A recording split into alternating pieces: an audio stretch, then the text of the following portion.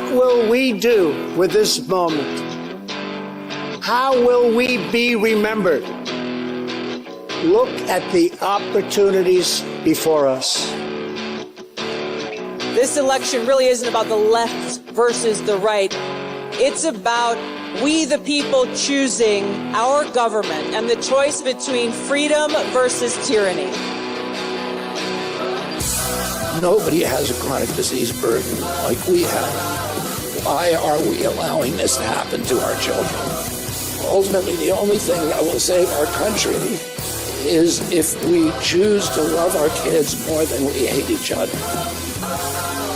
What is going on here is deeper than politics. It is deeply spiritual.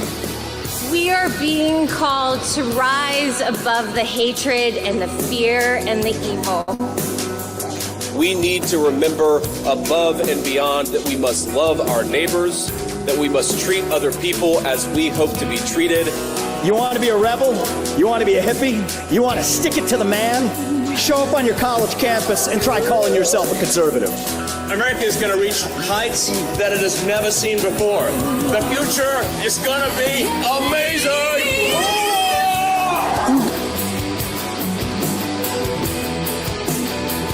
You want healthy children. Don't you want a president that's going to make America healthy again?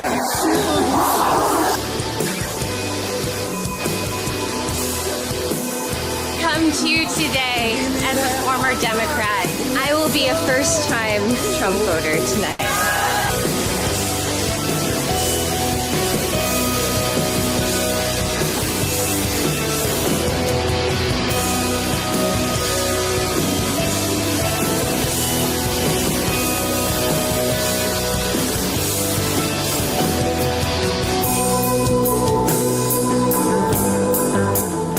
The people dreamed this country, and it's the people who are making America great again.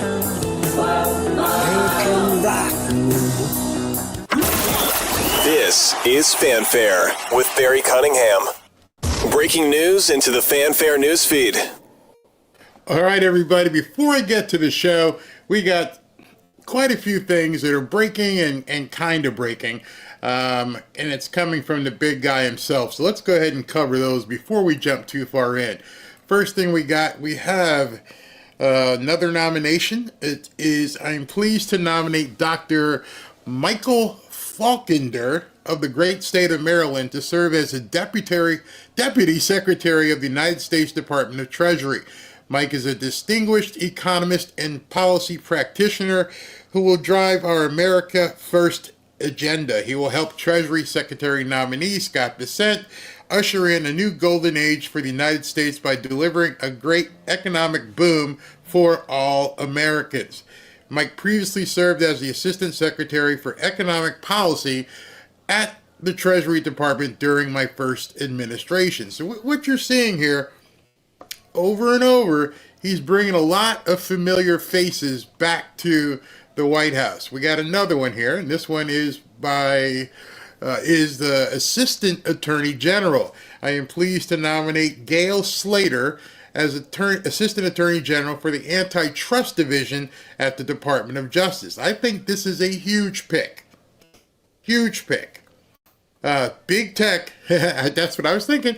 Big tech has run wild for years, stifling competition in our most innovative sector, and as we all know, using its market power to crack down on the rights of so many Americans. Don't I know it? As well as those of little tech. I was proud to fight these abuses in my first term, and our Department of Justice antitrust team will continue that work under Gail's leadership. Gail previously served at the FTC, Federal Trade Commission, in my National Economic Council, and most recently advising Vice President-elect J.D. Vance in his Senate office. Again, someone he's familiar with. So the next one here, you're all going to be kind of, well, maybe many of you will. I am delighted to announce the nomination of Paul Atkins to be the next chairman of the SEC, Security and Exchange Commission. If you're not, well, let's see if he says it down here. Paul is a proven leader for common sense regulations. He believes in the promise of robust, innovative capital markets that are responsive to the need of investors and that provide capital to make our economy the best in the world. He also, bingo, he also recognizes that digital assets, that's Bitcoin for y'all looking at home, and digital currency and other innovations are crucial to making America greater than ever before. Paul is the CEO and founder of Potomac Global Partners, a risk management consultancy, and as co-chairman of the Digital Chambers Token Alliance since 2017. He has worked on and studied the digital assets industry. When this one got announced, people were like, yes, he understands coins. He understands Trump is following through on his promise to make United States, make America a Bitcoin leader. Next one, you all should probably recognize this one. This is, I am honored to nominate Monica Crowley, PhD, to serve as ambassador. So she's got a couple titles here. As ambassador, Assistant Secretary of State, and Chief of Protocol of the United States of America. Monica will be the administration representative for major U.S. hosted events, including America's 250th birthday in 2026, the Soccer World Cup in 2026, and the Olympic Games in Los Angeles in 2028. During my first term, Monica did an incredible job as an Assistant Secretary for the Treasury for Public Affairs, and for her exceptional service, she received the Alexander Hamilton Award, the highest honor bestowed by the department. And as you know, Monica Crowley, she's a bestseller, and she used to work for, that network called Fox. So he has brought together many of the people that he's very familiar with. He has closed ranks, much to the chagrin of everybody in the media and all the Democrats. Oh, he only wants loyalists. Yes, that's what he's going for. We got two more for you. Two more, all right? So let's go with this next one here. This next one is, additionally, I've asked William Joseph McGinley to serve as counsel to Doge. So he's bringing in a heavy hitter lawyer to work with Vivek Ramaswamy and Elon Musk, something he's very passionate about. Bill will work with Elon and Vivek and their team of incredible pioneers at Doge to rebuild the U.S. government that truly serves the people. Bill will play a crucial role in liberating our economy from burdensome regulations, excess spending, and government waste. He will partner with the White House and the Office of Management and Budget, people know that as OMB, to provide advice and guidance to end the bloated federal bureaucracy. Bill is a great addition to a stellar team that is focused on making life better for all Americans. He will be at the forefront of my administration's efforts to make our government more efficient, and more accountable. Whether these people like it or not, Doge is coming. A reckoning is coming throughout the federal government. They don't like it. They're screaming bloody murder, but they can't stop it. It's coming. And it's outside the realm of government, actually. And then I got one more for you. And this is going to be announced the appointment of David A. Warrington to serve as assistant to the president and counsel to the president. Dave will lead the Office of White House Counsel and serve as the top attorney in the White House. Dave has represented me well as my personal attorney. Yep, bringing in somebody he knows. And as general counsel for my presidential campaign. He is an esteemed lawyer and conservative leader. He's currently a partner at the Dillon Law Group and a former president of the Republican National Lawyers Association. It's coming together. It's all coming together. Well, part of that coming together is his cabinet. And right now, they're feeling emboldened. When I say them, the Democrats, the media. You see, they went ahead and they've taken a shot. They got rid of, they think. Notice I said they think. They think they went ahead and got rid of Matt Gaetz. I think they're going to rue the day that they think they did that. I think he's coming back with a vengeance, possibly as a special counsel. And now what you're seeing is they're going after Pete Hegseth. Pretty awful. I mean, just nasty. But the one thing Pete can understand is this is their usual mode of operations. They're going to call you every name in the book. The only thing they haven't called him yet is racist. All the other stuff they're doing. You did this with women. You did that with women. And now you're like Kavanaugh. You drink and everything else. It's extremely, I don't know what the word would be for this, disgusting. So we're going to spend a lot of time here talking about Pete Hegseth this morning. And we're going to start off with the character assassinations by the media. To that report that from NBC, 3 current, 7 former Fox employees telling NBC News Pete Hegseth would drink in ways that concerned his colleagues. 2 said he smelled of alcohol before going on the air as a co-host of Fox and Friends Weekend more than a dozen times. NBC News reports 3 current employees said his drinking remained a concern up until Trump announced him as his choice to run the Pentagon, at which point Hegseth left Fox. For the sake of national security, I really hope he has stopped drinking, one of the former Fox employees said. He should not be Secretary of Defense, another former Fox employee said. His drinking should be disqualifying, end quote.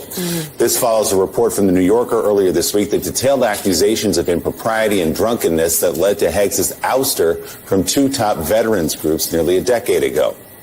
Spokesperson for the Trump transition tells NBC News these disgusting allegations are completely unfounded and false, and anyone peddling these defamatory lies to score political cheap shots is sickening. As a decorated combat veteran, Pete has never done anything to jeopardize that, and he's treating his nomination as the most important deployment of his life.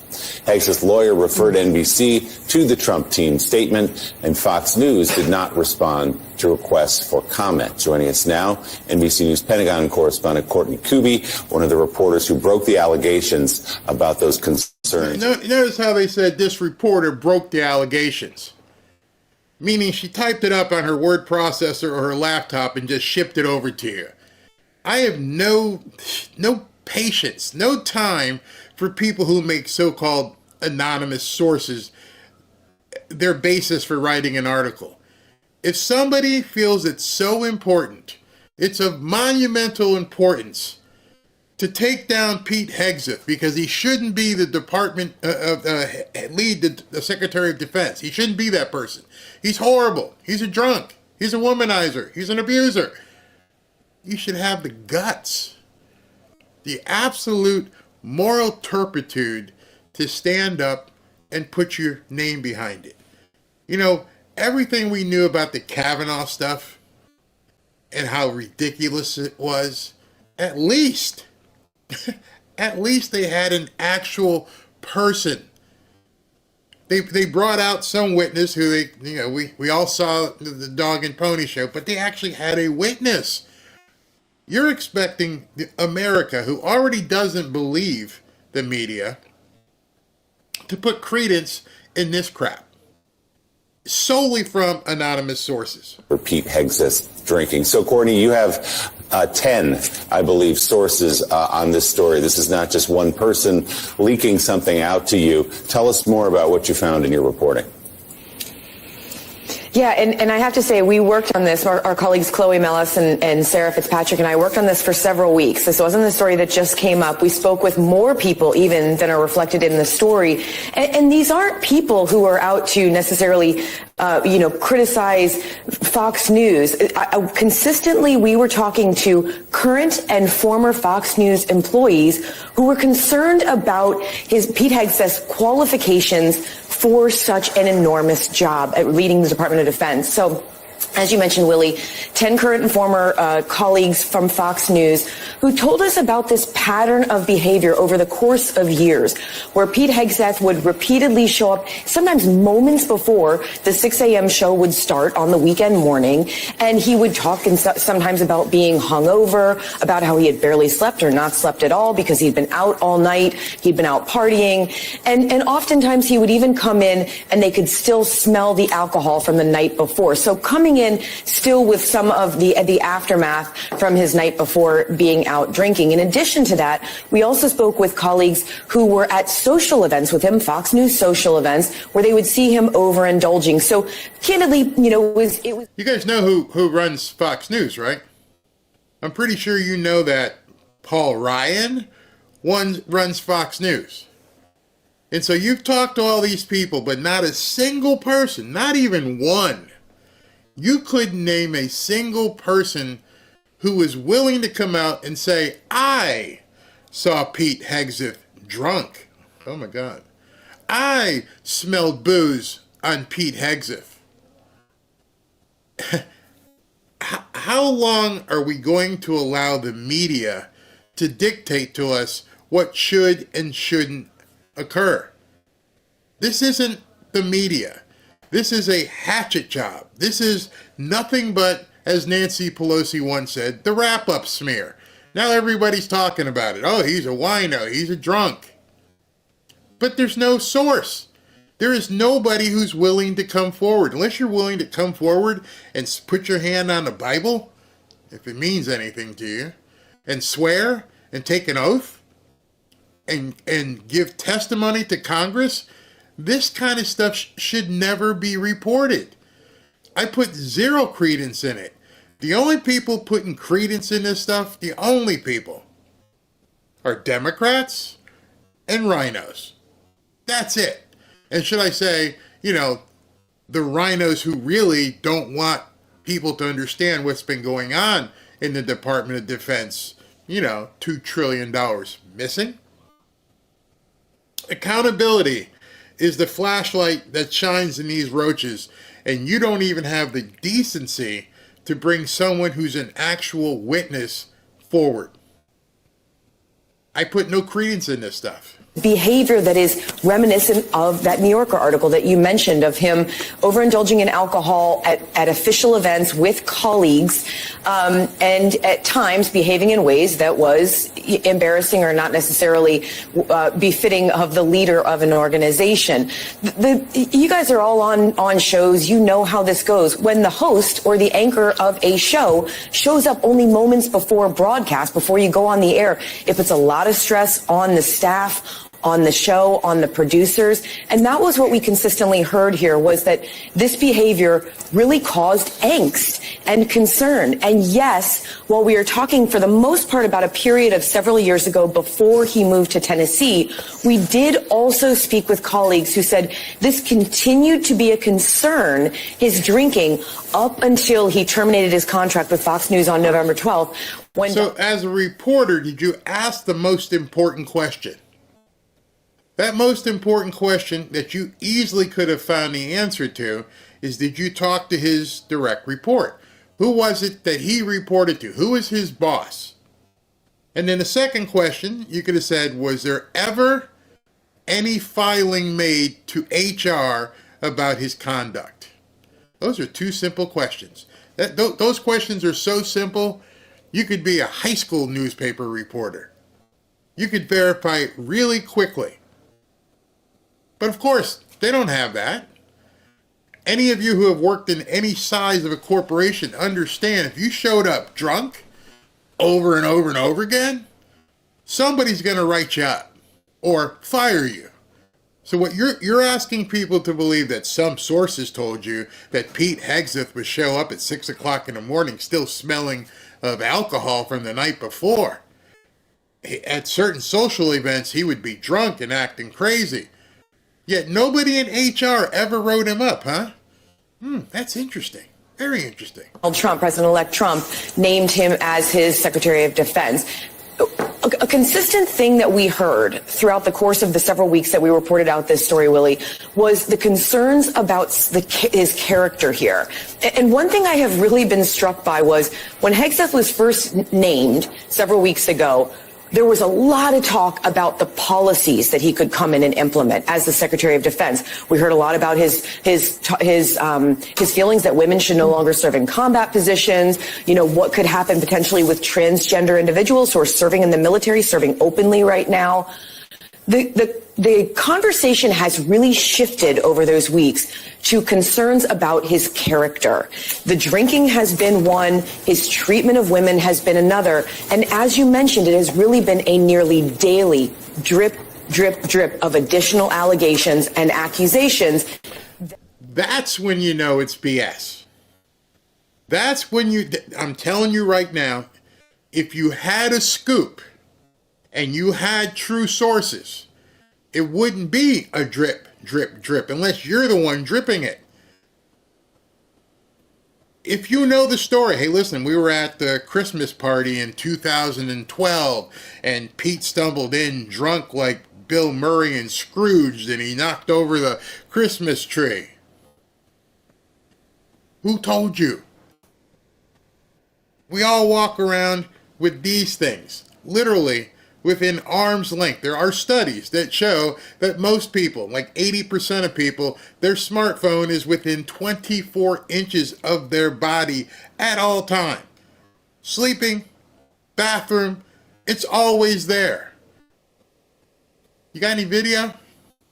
You mean he's stumbling around and nobody went and said, oh, this is pretty crazy. Pete's crazy. Nothing? Just now, all of a sudden, people decide they're going to talk to you because you're asking questions. You have to be a functioning idiot to actually buy into this. I loved what Elon Musk said about this. He put this up. The only time anyone should watch the news is to study how psychological manipulation works on the general public. That is so true. The general public doesn't realize they are being manipulated. You have to have a certain eye for these things and realize it doesn't happen this way. Put it in your own lives. Take a step back and go, no, if I did that at a work party, if I showed up drunk, if I showed up smelling, if I was someone who was harassing other women, how long would your career last at that company? Yet you're telling me Paul Ryan runs Fox and this stuff happened the entire time, for years, he was like this. And he didn't get written up, not even one time? Not once? You're full of it. That's why, as you were talking about, there seemed to be this increasing concern among Republican senators who candidly would usually support President-elect Trump's nominees. All right, NBC's Courtney Kuby, thank you so much. So, Mara, there is we have reported. Wait. Joe, you didn't have anything to ask her? Joe, because there's there was a dead body in your office, and you're talking about some guy, and you're out here trashing him on Morning Joe, but you never wanted to discuss the dead body that was in your office, your intern? It's very interesting. Maybe your trip to Mar-a-Lago didn't work out that well. The show that some of these allegations came as a real surprise to the Trump transition team, in part because their vetting process, their background checks process, substandard, it would appear. Only now have they agreed to. Whoa. Do you see how they just throw that in there? Your background checks are, substandard. How could you possibly say something like that? You have no idea. You're not even involved in any of this stuff, and you just slide that in there. See, the person just watching on television, what you're doing right there is you're manipulating people. The background checks are substandard. And you're saying that so you're laying basically the breadcrumbs for future nominees. They don't know what they're doing with the Trump team. These background checks are... They're insignificant. They suck. Have you ever run a background check on anybody? I mean, seriously, if you've been in a position where you've hired people and you've run a background check, you know what a background check is?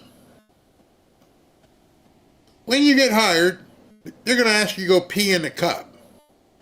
Then, depending on your position at a company, they're going to run a background check. That background check is going to consist of maybe calling your former employers, checking you out there. How did he do? Did he actually do it? Maybe contacting your educational sources. Hey, did you actually graduate? Did you take the classes? And they maybe, depending on your level, they'll contact the state police or maybe even the FBI. Robin's a realtor, so when you have a realtor, believe it or not, you have to get an FBI fingerprint check just to clear you for being a real estate agent. So you're telling me someone who's going to be the Secretary of Defense, they ran their background checks, private or otherwise, and they didn't pick up what you picked up. Let me just tell you, I have an interview coming out, today's Wednesday, maybe like Monday, with a former FBI agent. It was very enlightening. Again, I'll have to post it on Rumble because I can't dare post it on YouTube. And he told me what his background check was just to become an FBI agent. When I was in college, there was one of my frat brothers, he applied to be an FBI agent. They interviewed everyone who lived in the fraternity house. They interviewed his girlfriend. It took basically 6 months for him to get approved to be an FBI agent. He ended up getting a job. So you're telling me Pete Hegseth, who Trump vetted, who obviously talked to all kinds of people, nobody but MSNBC or CBS or somebody there, nobody else could have picked up on the fact that he was drunk at work? Man, you guys should just go to the FBI and say, listen, we'll do your background checks because we are so freaking good. We will get information you guys can't even find. Because that's what you're saying. You're saying your sources found stuff that a presidential background check couldn't find. Again, like Elon said, you're watching psychological manipulation at its best. DOJ to do some more traditional background checks going forward. But this here with Hegseth, if he were to withdraw, and there's a growing speculation that may happen, though he's making a last-ditch effort today to save for this, we should note, that Ron DeSantis, the governor of Florida, has been... Let me ask you a question, Mr. MSNBC dude. How could you possibly know that?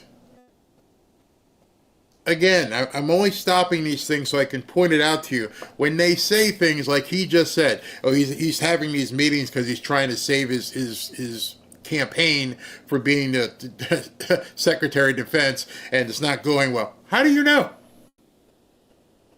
Do you know Pete? Have you talked to Pete or Trump? Either one of them.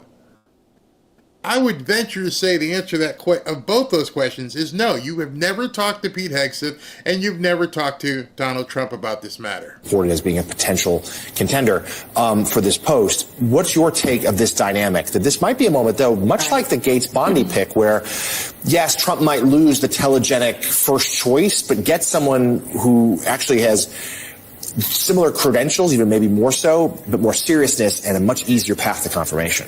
Yeah, I mean, I think the broader context here is kind of interesting, right? Which is that you have senators who are also making clear that they have no intention on being a rubber stamp on Donald Trump and his presidency, which is, I think, a good sign for the United States of America. Of course, that's in their own self-interest, but they don't just want to be, window dressing for the president. And they're kind of jockeying for their own power in Washington right now. And I think that's interesting. The other issue that you have is, much like with Matt Gaetz, Pete Hegseth, listen, I'm not going to stand in judgment of him as a human being. I've never met him.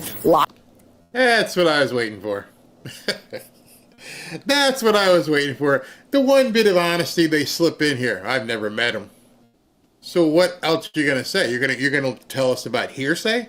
Because you just said, I've never met him. I have no idea who this dude is. Lots of people have alcohol problems, have messy divorces. Fine. The problem is that American voters who voted for Donald Trump, many of them voted for an anti-establishment figure. They weren't necessarily rubber stamping, this kind of character flaw in the White House. And in the administration. So this isn't something that is easy to justify. I mean, I think this isn't a policy issue. This is a character one. So now she's gone from talking about Pete Hegseth to talking about you. She just said, you people, you Trump voters, this isn't something you wanted. Hell yeah, we did. That's exactly what we want. I don't care who he's bumping fuzzies with. None of my business. I don't care if he had a couple drinks at a holiday party. None of my business. You guys are trying to make it our business. Didn't seem to bother you when Bill Clinton was having his way with an intern in the Oval Office. Didn't seem to bother you when now the reports are, I don't know her personally, but it seems though as Kamala and Doug may be getting a separation because Doug may have, cheated on her. I don't know about that. That's what people are saying. My sources are telling me. But I don't know anything about it. I could understand if he wanted to get away from Kamala, but I don't know anything about it. But I'm reporting it to you. You see how that sounds? You sound like a friggin' idiot. You're just parroting things other people are saying. You said, I don't know him, and followed up with, a lot of people I know have been drunks and alcoholics and have abused women. So talk about the people you know. And the more runway that Pete Hegseth has, the worse it looks. So every day that goes on, there's a new story, there's a new allegation.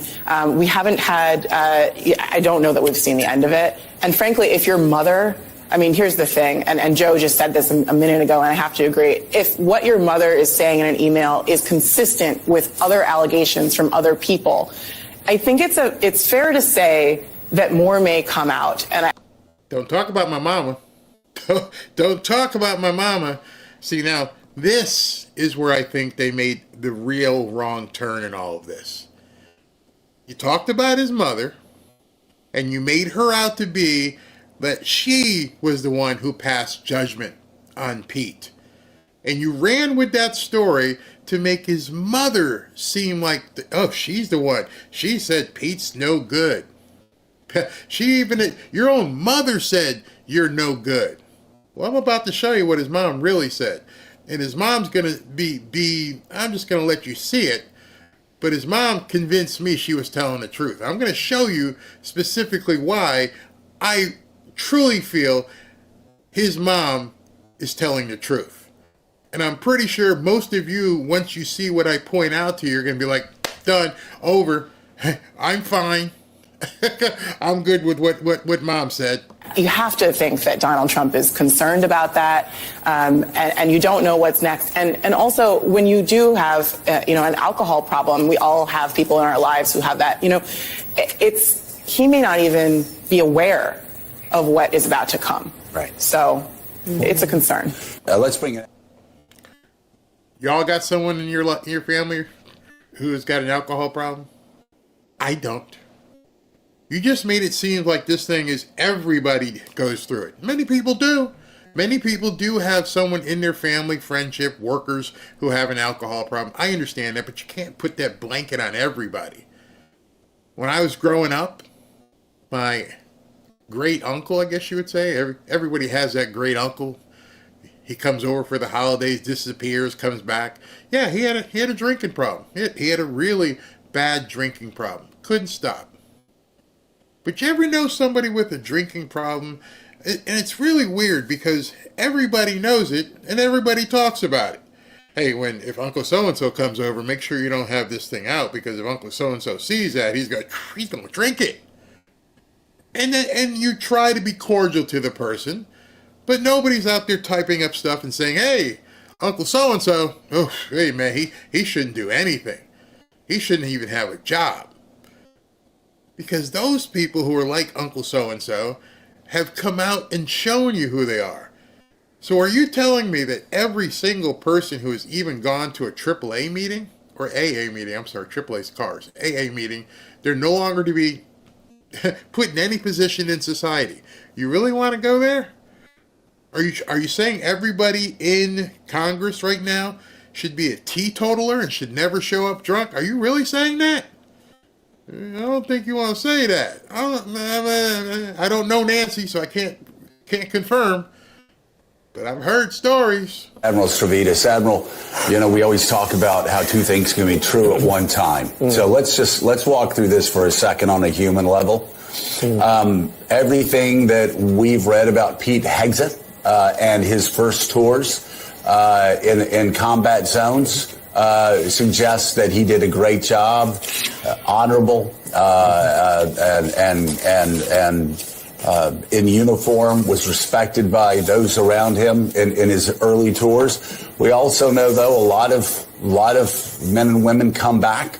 Notice how he went from talking specifically about Pete. He's done this, he's done that, he's done great, he's done that.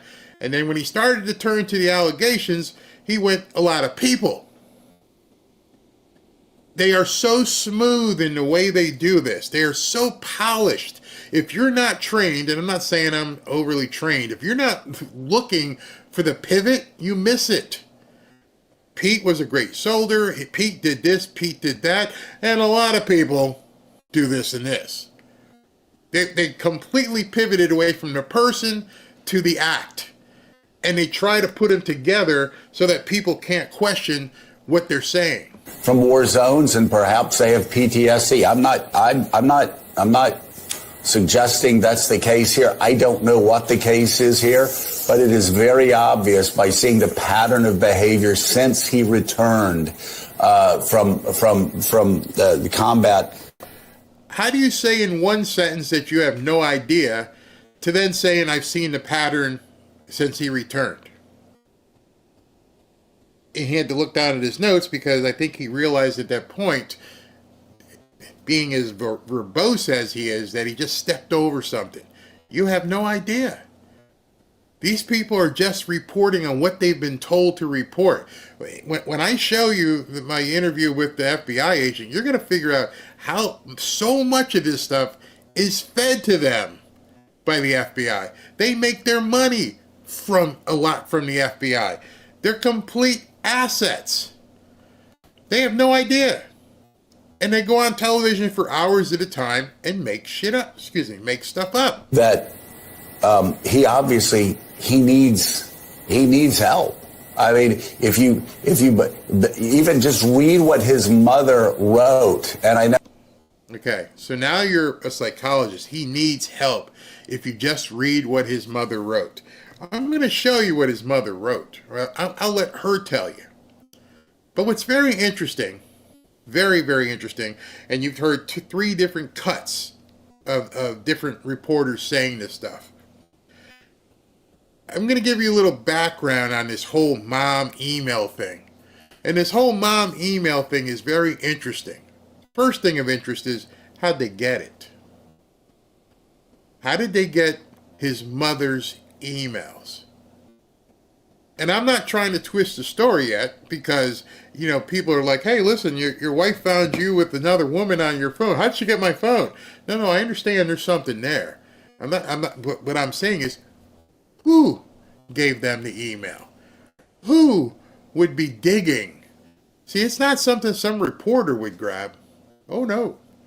It would have to be somebody who has the ability, the resources to dig into email accounts, text messages, etc., who said, hey, look what I found. And they gave it to the media.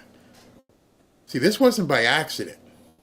Somebody, somewhere, in some 3-letter agency has been filtering through these people backward and forward and going through and reading everything, and they found this email from his mother 7 years ago.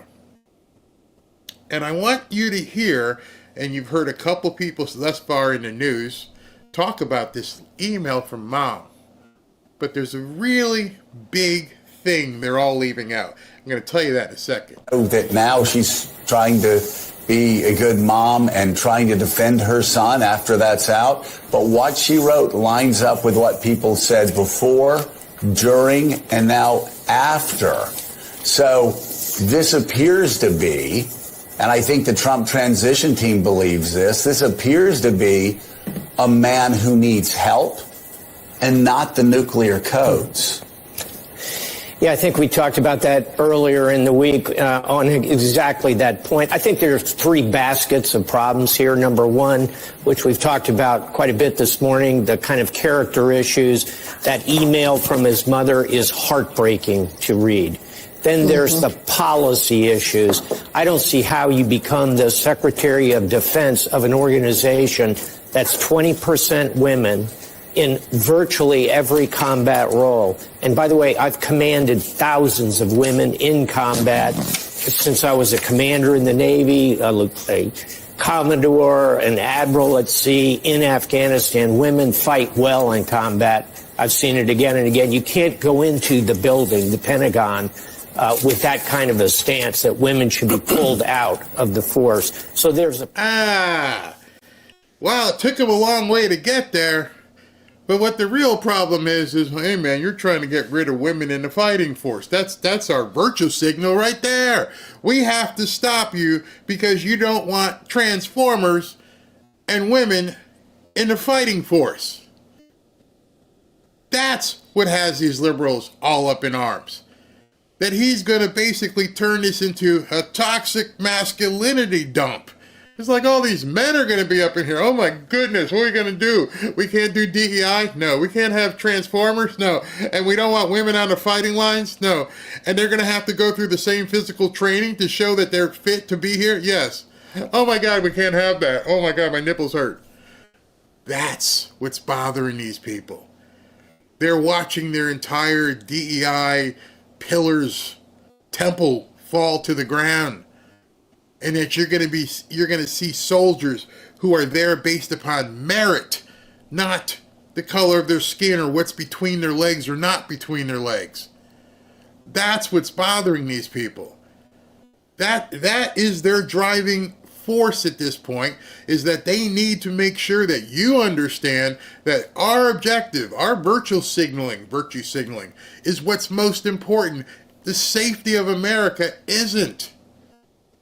So you're trying to tell me that a guy that you think has had few drinks too many drinks to have once in a while, that's what you're saying, isn't worthy of being or directing the military, but the guy who wears a skirt is. Make it make sense. Make that make sense. Policy basket. And then third, I think, and finally here, it's the size, the scope, the scale of running the Pentagon. The place is 3 million people, active and reserve, budget of 800, 900 billion. The people we need at that desk, I'll give you one Republican and one Democrat. Robert Gates headed the CIA, was Secretary of Defense I worked directly for. Leon Panetta, Democrat, Chief of Staff in the White House. These are the kind of serious people we need running the Pentagon. So I think Hegseth's nomination is in big trouble. I'll close with this. You talked about Pete Hegseth's combat record. I respect that. There are other options out there. And if you look at Ron... Why would anybody care who your options are? You just said, I respect his combat background. Yes. But there are other options, Leo Panetta and, Robert Gates. And now I'm going to talk to you about another guy. DeSantis, he also served in combat. He was the Navy JAG advising Navy SEALs in the Middle East. His combat record is just fine, but he's pretty clean on the other issues of character we talked about. The pomposity of these people cannot be measured. They are deeming who will be okay. We'll take this person. We'll even take somebody like DeSantis. He's clean. You people just amaze me. You're higher than thou attitudes. And notice what you heard there. Okay, we've been going for 30 minutes or so, maybe a little bit longer. And everyone kept talking about his background and his drinking and his womanizing. And he was a great soldier. He was good with that. But everything else, the conjecture part, is what has have our problems. And then he mentioned mom's email, which they don't mention how they got it. The dude said, I read it. Where'd you get it from? Nobody wants to tell that. But did you know when mom wrote that letter? And do you know why mom wrote that letter? Some of you who may have seen it already may already know. But until you figure out what happened and why, and none of the news people, not a single one, finishes the sentence. They just say, I've read the email. What was going on? I mean, I could show you a gazillion of my emails. Unless you know the thread and what was happening, you just can't pull something out of context. Have you had any conversations with the president-elect about who was releasing you with Governor DeSantis? I spoke to the president-elect this morning. He said, keep going, keep fighting. Behind you all the way. So you're in this all the way. Why would I back down? I'm always been a fighter. I'm here for the more fighters. This person passed it for me. Not withdrawing your name from consideration, just to be clear. I'm meeting all day with senators. And then your mom was just on Fox. She says that you are a changer. Wonderful process to go through and meet with senators and talk to them, especially members of the Senate Armed Services Committee, whose passion is the Defense Department and our warfighters, to hear what they want to do to make sure that department is properly oriented for the threats of the world and make sure that we're putting the warfighters first. That's what Donald Trump asked me to do. Your job is to bring a warfighting ethos back to the Pentagon. Your job is to make sure that it's lethality, lethality, lethality. Everything else is gone. Everything else that distracts from that shouldn't be happening. That's the message I'm hearing from senators in that advise and consent process. It's been a wonderful process. All right. So Pete is focused, and unless Trump does something, specifically Trump withdraws him or tells him no, he is the guy. And I think that barring Trump changing his mind, which God, I hope he doesn't, he can't take another guy off the table. So let's talk about his mom. His mom wrote this email that says some bad things about Pete. Now, do you know, some of you who probably already understand what happened, what this letter was about? Well, 7 or 8 years ago, Pete Hegseth was going through a nasty divorce. And going through that nasty divorce, Mom didn't like the way he was responding. Mom didn't like that he basically ran from one woman to the other instead of trying to work out his marriage. Mom had a problem with that. Mom, as mothers do, which every single one of you probably can understand, Mom gets involved and writes an email. Instead of picking up the phone, Mom wrote an email. She never knew 8 years later it was going to show up. Hey, get your stuff together. You're not acting like you should be. This isn't good for you, blah, blah, blah, blah, blah. And somehow somebody plucked that out the ether and went, oh, look at, even your mom thinks you're scum. But what they didn't do is what each of us do when we read our emails. You reply, then the other person replies, and that's called a thread. And lo and behold, 2 emails later, Mom apologized. But not one single person in the media, not one. Oh, here's Mom apologizing. She was pissed off. Nobody mentioned that. No, that's why I spent so much time letting these people go. Yeah, go ahead, keep going. Oh yeah, keep going. You're going to mention that Mom apologized? Did you mention that he was going through a divorce? You didn't even hear the words divorce. Many of us have gone through divorces. They ain't pretty. They're not pretty at all. And we do things in the course of the divorce and after the course of the divorce that we like, oh, can we just go ahead and put that under the rug? I don't want to be that guy anymore. I don't want to be that woman anymore. Please don't judge me on this part of my life. That part of my life that I've now put in this, compartmentalized box and tossed it in the back of a closet, not knowing that someday some people from MSNBC or CNN are going to go looking in at recesses of that closet and pull it out and go, oh, you were scum. Even your wife and mom said you were scum. If we all had to live based upon the people we were, never mind divorce, 7 or 8 years ago, it doesn't indicate who you are now. It doesn't indicate that for Pete, and it doesn't indicate that for his mother. All right, former Fox and Friends weekend co-host Pete Hegseth has been at the center of an intense media scrutiny ever since being named Donald Trump's nominee for Secretary of Defense. Pete has faced several accusations, including abuse, sexual assault, and more.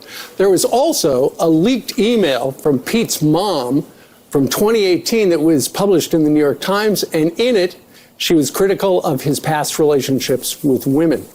Pete's mother, Penelope Hegseth, joins us live on the set to tell us what she wanted to tell us. You called us yesterday and you said you wanted to come on. I did. I said I would do anything for my son. I completely get this. Okay. This was the moment when she started talking. Nobody's talked about this. The woman looks directly into the camera. We're going to play this. It's kind of lengthy. I'm not going to interrupt her too much. But I want you to focus on something on screen right now. And many of you, I know for a fact, understand. It may be jumping out at you right now. See, there's something that mom has right to the left of her hip. That thing on the left hip that she's sitting there with is her Bible.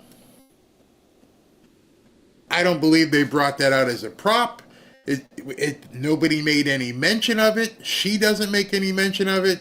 But it caught my eye as a Christian man. I went, oh, that woman's got her Bible. A worn Bible. A Bible that has been used. A Bible that has probably got highlights all through it. It's not some new Bible she picked up at Barnes & Noble. I don't even know if they're still in business. That's a worn Bible. A Bible that's been used, been dug into. Nobody mentions this. Maybe they didn't even know what they were looking at. But as I looked at it, and I just went, okay, she's sitting there, she's got her hands clapped, she's about to talk, she's on national television, and she's got a Bible with her. I was done then. Some of you may not be sold when you hear what she has to say, but me, I was done then. She could say, go ahead, Mom, tell your story. You never in a million years thought you would be doing this. No. Because you didn't realize that this email you wrote in 2018, somebody leaked it to the New York Times. Correct. And they printed it. Correct. I'm going to read part of it. You say, this is to Pete, during the 2018 divorce. You say, I have no respect for any man that belittles, lies, cheats, and sleeps around. And you go on and say, you are that man and have been for years. And as your mother, it pains me and embarrasses me to say that, but it is a sad, sad truth. You say, we still love you, but we are broken by your behavior and your lack of character. Mm-hmm. When you wrote that, what's the backstory? What was going on that made you so angry you wanted to write that? Well, I will tell that story in a moment, but let me make two statements first, and one is to President Trump. And I want to say thank you for your belief in my son. We all believe in him. We really believe that he is not that man he was 7 years ago. I'm not that mother. And I hope people will hear that story today and the truth of that story. So the other thing I want to say is I am here to tell the truth. To tell the truth to the American people and tell the truth to the senators on the Hill, especially our female senators. I really hope that you will not listen to the media and that you will listen to Pete. Well, and you're here to tell us, because you are in the news now. So why did you write that email in 2018? Right. Well, what was going on? Right. Let's go back 7 years, which if we all went back 7 years, we would see that maybe we were not the people we are today. But they were going through, Pete and his wife at the time were going through a very difficult divorce. It was a very emotional time, and I'm sure many of you across... See, that's the first time you've heard it in this video. And you won't hear it on any of the liberal channels. They will not say he was going through a bad divorce. The man was going through a divorce. Guys, gals, if you've been through a divorce in your lifetime, you know it's not a fun time. Both of you are going to say stuff to each other that are just horrible.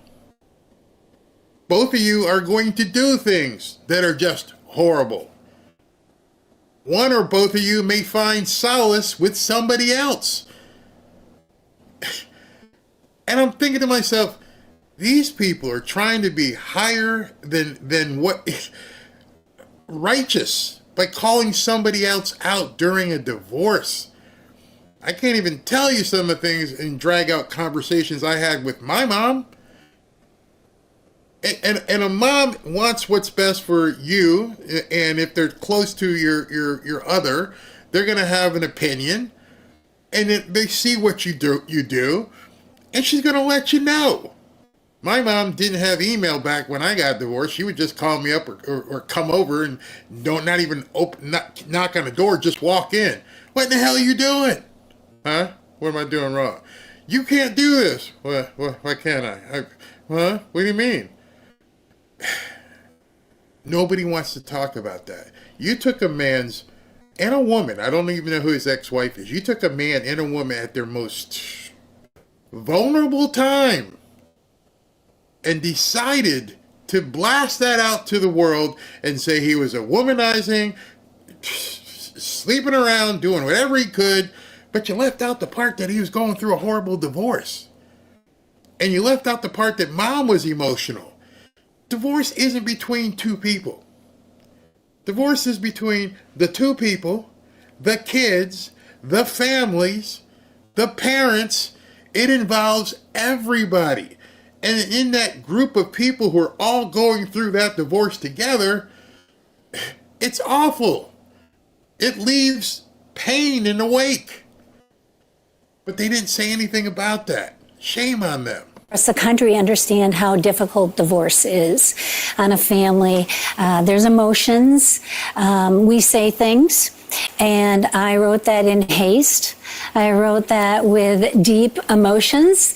I wrote that as a parent.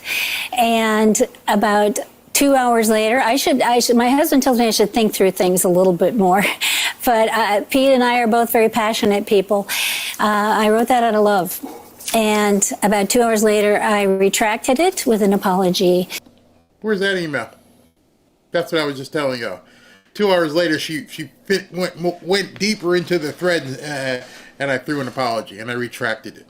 So you were able to find this one email, but you couldn't find the thread where mom apologized. Shame on you people. Email, but nobody's seen that.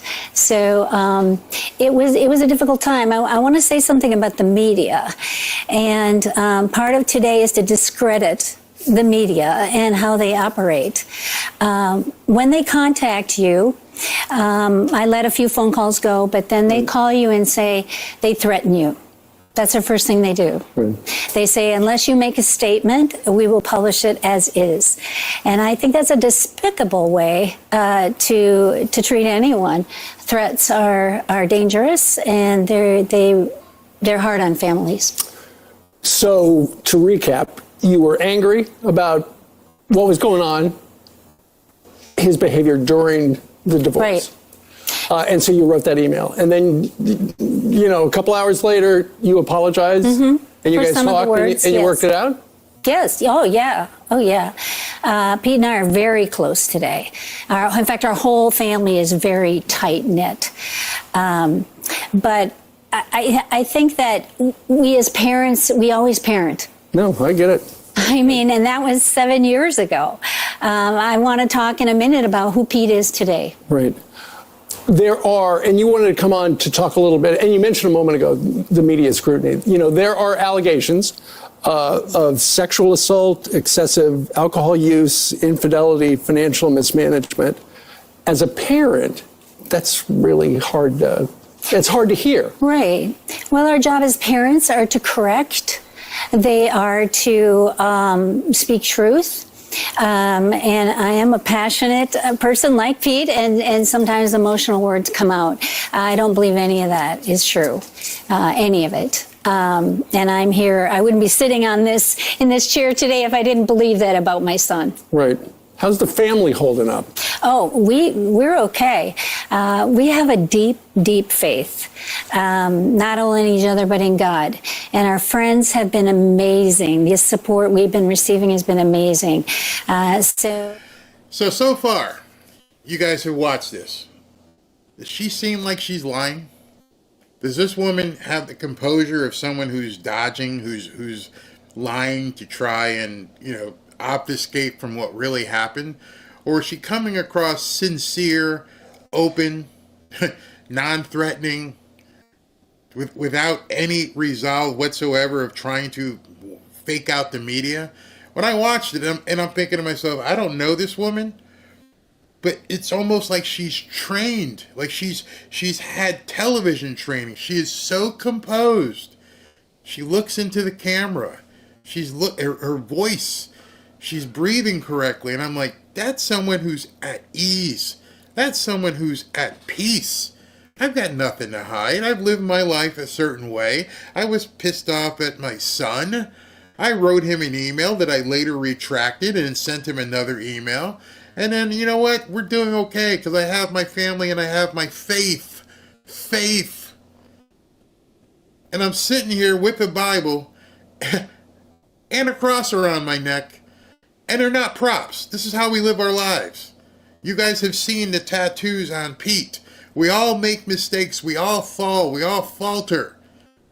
But we get back up because we have other people around us who can pick us up. We're trusting in our God and in our faith and in our family. What do you say to people who have read the stuff about Pete or heard the stuff about Pete? You're here, you said he has changed. Oh, absolutely. How do you convince people of that? Okay, well, I start with 4 things. First, I have a very intelligent son. I have a leader son. I've known that since he was 2. He went to Princeton and Harvard. By the way, he returned the Harvard diploma, but I wouldn't let him return the Princeton because I worked too hard for that one. So that one's going to stay. That's on his wall. He's written 2 New York Times bestsellers. What mother can say that? And one of them is about war and defense. So he already has a playbook. So you talk about experience. He's also put his life on the line twice overseas for our country, one in Iraq and one in Afghanistan. I'm a very proud Blue Star mom. There it is, right there. And he's still a warrior. And that's why he's still fighting. That's why we're all still fighting. Because we believe in the good. You know, and usually with confirmation hearings and the process, you just hear from the nominee, they go and they visit everybody. You were dragged into this story because the New York Times wrote that, you know, they reported on that email that you sent back in 2018. But, you know, for the most part, and what I've heard you say this morning is you wanted to come on because that was not the whole story. No. And I want people to look at Pete, judge people, or understand him for who he is today, and to disregard the media. That was 7 years ago. And most of it is misinformation. And the way they threaten you, I think, is very hurtful. And the person who leaked it, I don't know who that is, and I don't think I will need to. But Pete is a new person. He's redeemed, forgiven, changed. I think. See those words she just used? Most of the people in the liberal side have no idea what she just said. See, that's a problem. Redeemed? What do you mean he's redeemed? What does that mean? Forgiven? What? They don't even understand it. Like I told you, when I was watching this, I'm like, I'm done. I need to tell people today, don't worry about it. It's BS. I could be a complete misjudging of character. I don't know her. I don't know Pete. But I know the Lord. I think many of you know the Lord.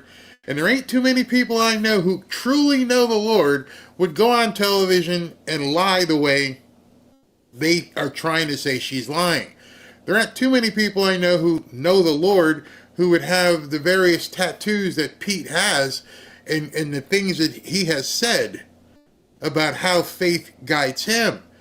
Doesn't mean you don't make mistakes. Of course, he's been married and divorced a couple times. And I'm sure in the heat of battle, or if they had any time off, he may have had a few drinks. But this character assassination of unknown sources makes absolutely no sense whatsoever. We all are after 7 years. I believe he's the man for the job. I think being a TV news host, I think prepares you for most things in a position like this. You're a good communicator.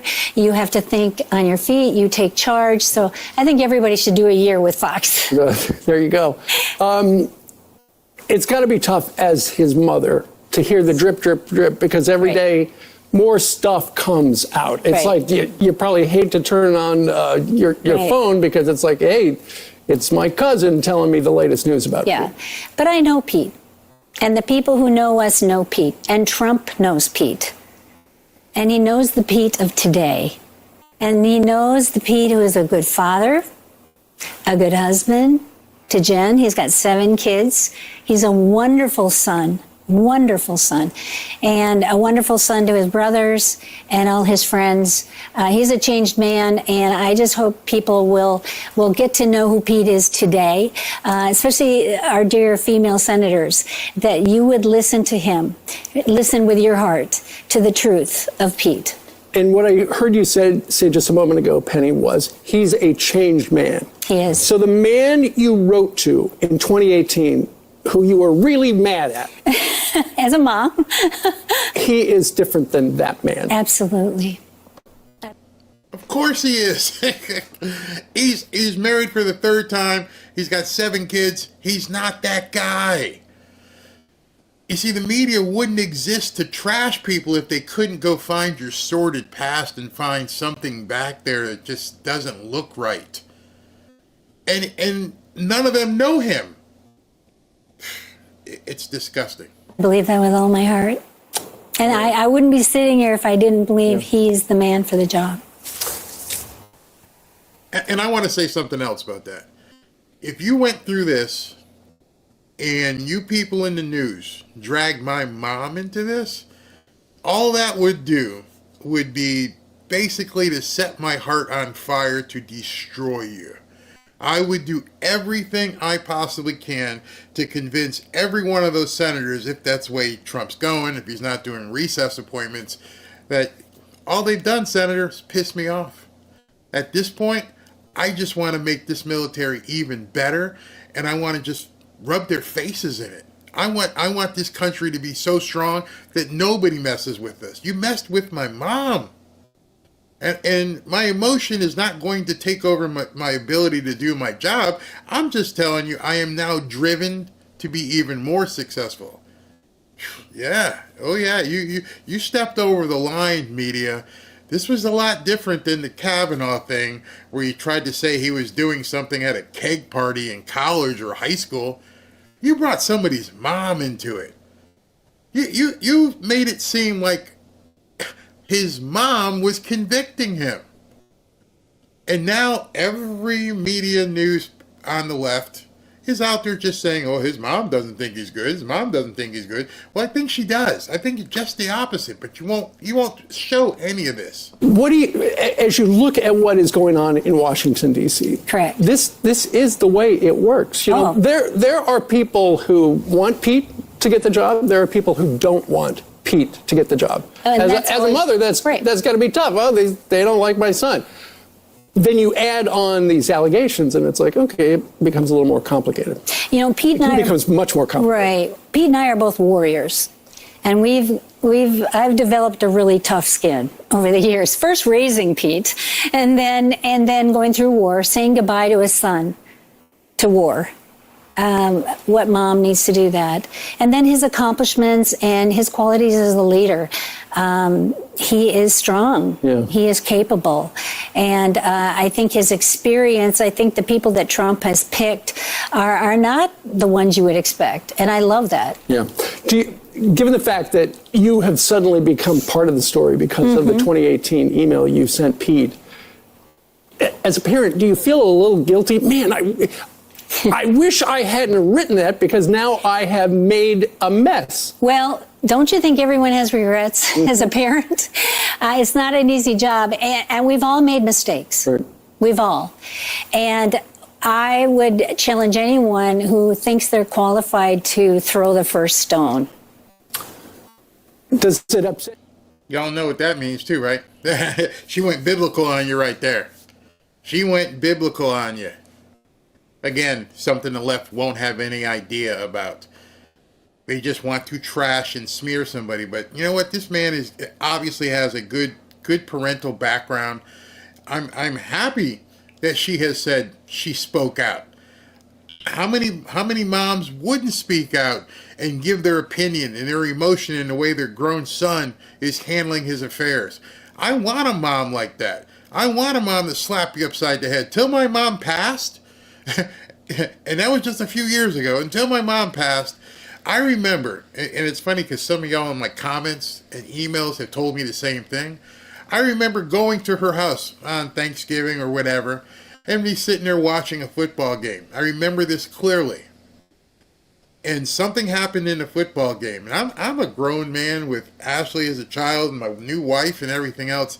And I went, I can't believe he effing did this. He just dropped the effing ball. She's like, you must forgot where you are. I was like, oh. I want to hear that here. She had that kind of effect on me, even as a grown adult, where I'm watching a football game thinking I'm just talking out loud. And she stood right in front of the television. You must have forgot where you are. I'm like, oh yeah, I did, didn't I? Yeah, I shouldn't talk like that. No. Now say you're sorry. I'm sorry, Mom. I can't hear you. I'm sorry, Mom. All right. Scout's honor. Scout's honor. That it has brought so much scrutiny to your family. Well, that's hard. I mean, yes, that is hard. Because there are people looking, throughout his entire history and whatever that means. Yeah, but we've been through a lot as a family. And our faith has assured us that greater is he that is in us than he that is in the world. And I'm sorry, did you just quote the Bible again? Greater.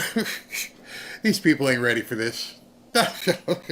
no matter what the results, we know that God is for us. Our friends are for us. Thank you, friends. You know who you are out there, Fox and Friends too, but our dear friends who've been supporting us through prayer. Right. And you did mention Donald Trump. You thanked him in the beginning when you made your comments.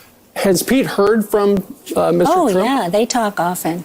And what's going on between the two of them? Well, the other night I heard that everything was good. So I'm not in that world directly, but I think Trump is a good man, and I think he's picked some good nominees, and I think the senators need to listen.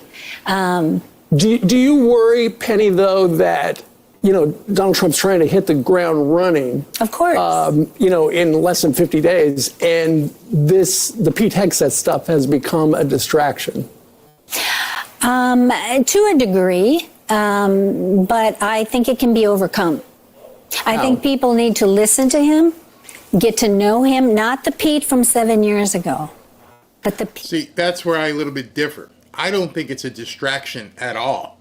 I think the media is trying to make it a distraction. You see, Trump is the type of guy that I feel has looked into everything about everybody.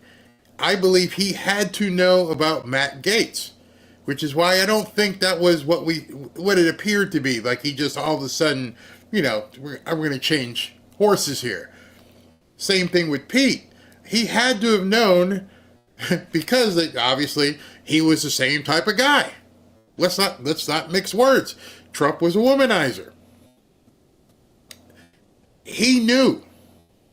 See, the distraction is meant for people who are on the fence, the iffy ones, to have a problem. We all know the left is going to scream about every single pick. And I'm telling you right now, if Pete pulls out, or if Trump pushes him aside, we're in big trouble. Big trouble. Because now they will have thought they've got two scalps. And if they think they've got two scalps, they're going to come after RFK Jr. and they're going to come after Tulsi.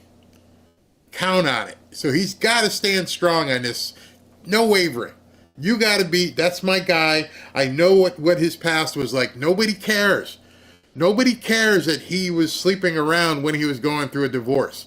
Nobody cares. Nobody cares about your anonymous sources on MSNBC and CNN. Who are you talking to? We've seen your ratings. Nobody cares. We want to take a wrecking ball to this country, to these people, and change things and make it better. Too bad. The only people right now who are being swayed one way or the other about this weren't going to approve him to begin with. They're looking for something to hang their hat on and say, oh, he's not the right guy. And that's these limp-wristed RINOs. If this story at all makes you wonder whether or not he's the guy. He was never the guy. He was never going to be the person that you wanted to be in there. I'm talking to you, Susan Collins and Lisa Murkowski, and some of you limp-wristed RINOs. Don't hide behind this story. Be a woman, be a man, Lindsey Graham, whichever side you want to take. Stand up. Each of today. Right. During the confirmation hearings coming up, if Pete continues with this nomination process, you might be called. Would you testify in front of Congress? I don't have an answer to that right now, Steve. I hadn't thought about that. What about the other people involved in the other allegations? They too will probably be called to tell their story, because you wanted to come on to tell. I did. To tell. I bet they're not. I challenge all those people to walk into Congress, put their hand on the Bible, and lie about Pete Hegseth, knowing that Trump is going to be the president on January 20th. Oh, could you imagine? See, it was easy for Christine Blasey Ford to do it, because at that point, they're trying to nominate some people, and he didn't really have a FBI director like Kash Patel that was going to basically make sure things are done correctly. Can you imagine going into this hearing and putting your hand on a Bible and swearing to the congressional hearing and then lying and thinking on January 21st you're not going to get subpoenaed? Good luck with that. Well, your side of the story, yes. which you have, they will probably get that same opportunity. Yeah. Well, that's up to them. I only have so much control. Yeah. But I want to make two final statements. I want to thank Fox News, for all of you at Fox, from makeup to cameramen, to producers, to the other hosts, and how you've grown him as a leader. Because I think everybody should do a year on Fox. You learn to be a communicator. You learn to be take charge. Penny, what's something, he worked here until just like a week ago. I know. We all know him. As his mother, what's one thing about Pete people don't realize? That he's got a big heart. That he's very smart. Yeah. He is the most faithful patriot of this country. He loves his country. Loves his country. He's fought and almost died for his country. He's a good dad. He's an amazing son and father, and that's the Pete I want people to know. Yeah. And then I want to say one more thing. I said I believe he's the man for the job, but more than that, I believe he's the man for such a time as this. At this time, you're on TV explaining your son and his character. Listen to the answer to this question. I want to talk to you about it. Just listen to what she says here. Sure. Yes. Because somebody gave the New York Times that email. They How many did. people got your email? Was it just to Pete? I haven't been able to track that like my blind copy or my copy. I don't think that's important right now. I think what's very important is that the truth be told about that email. And that told me very succinctly, someone is investigating where the leak is. Because more than likely, this woman, she's not into tech. She doesn't seem like she's into marketing. She doesn't seem like she has a background. But I'd like some of you to go look in your email history and see if you have emails from 7 years ago.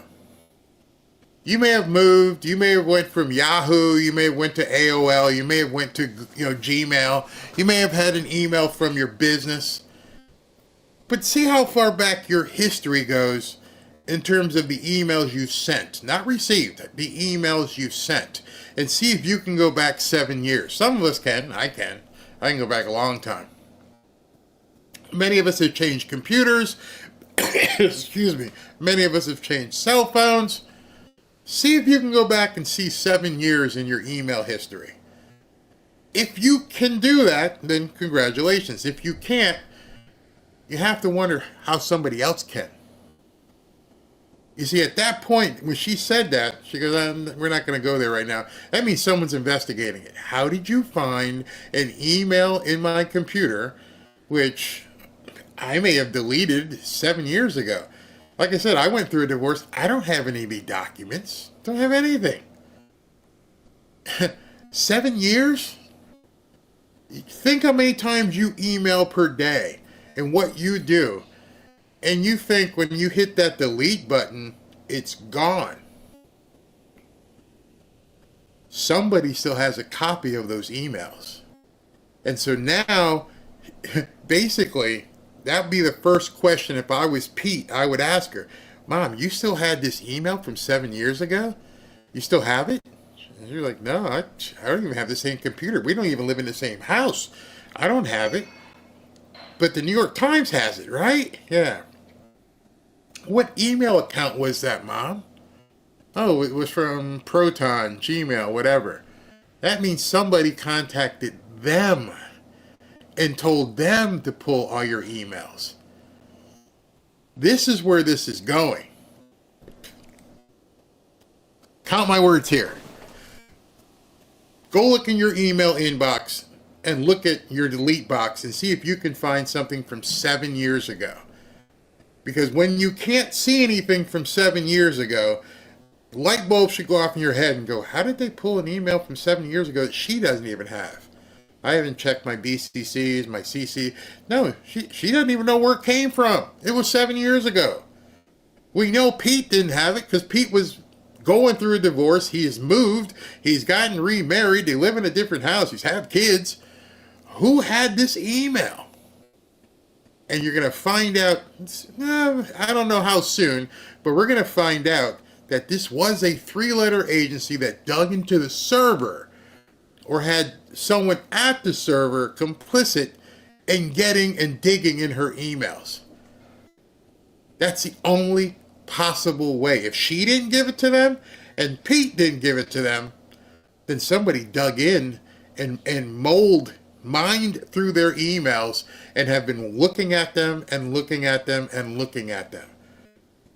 So when they're talking about, oh, this drip, drip, drip, there may be more emails. Mom, this is what happened during a divorce. Mom, there's my new girlfriend. And she's no good. You may start seeing, because somebody, and it's not a hack. You keep saying hack. It's not a hack. You're not that good to hack into Gmail.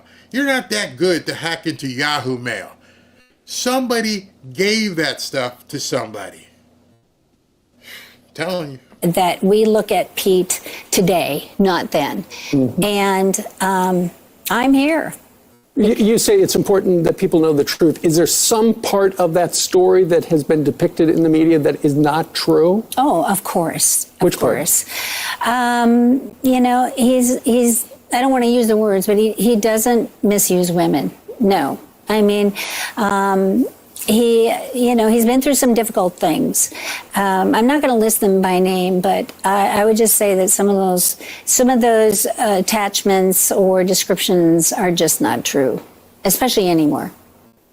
It sounds like you're a little disillusioned. Have you lost trust in how things happen? No, listen, I came to take on New York City, to take on the New York Times, to be a mother, a strong mother, a fighter. What's your message to the New York Times? I would say I don't think the way you operate it feels almost criminal when reporters call you and threaten you. I don't think a lot of people know that's the way they operate. And they are in it for the commission, for the money, and they don't care who they hurt, families, children. And I don't believe that is the right way to do things.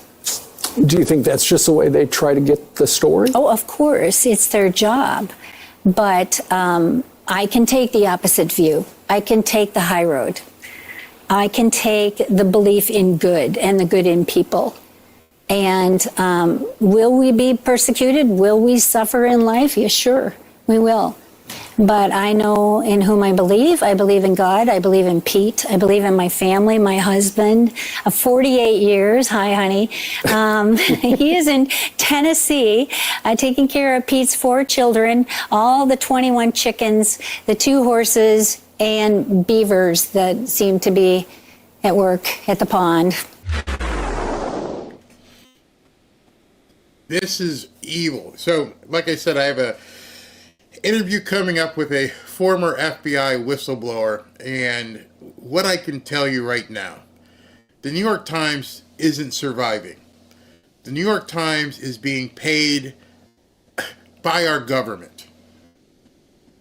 They can't make enough money to sustain themselves, so they have become an arm of the government. Hey, listen, we got this story we want you to run here. And then they put it out because they've been told. At this point, most of the media are nothing more. People say they're propaganda. It's worse than propaganda. They are extended arms of nefarious agencies.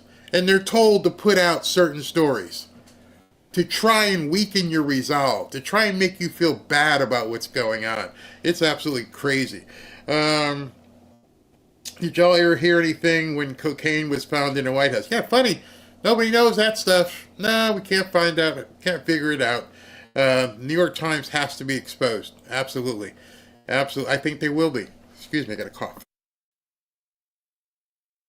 I'm at about 75%, so I'm doing better. Don't mess with his mom. No, man, you can't mess with people's moms. If you see your good old media has no morals. Nope, none whatsoever. I love Pete's mom. She is too sweet. That's how she came across to me. She came across as someone who was completely giving her truthful story on something.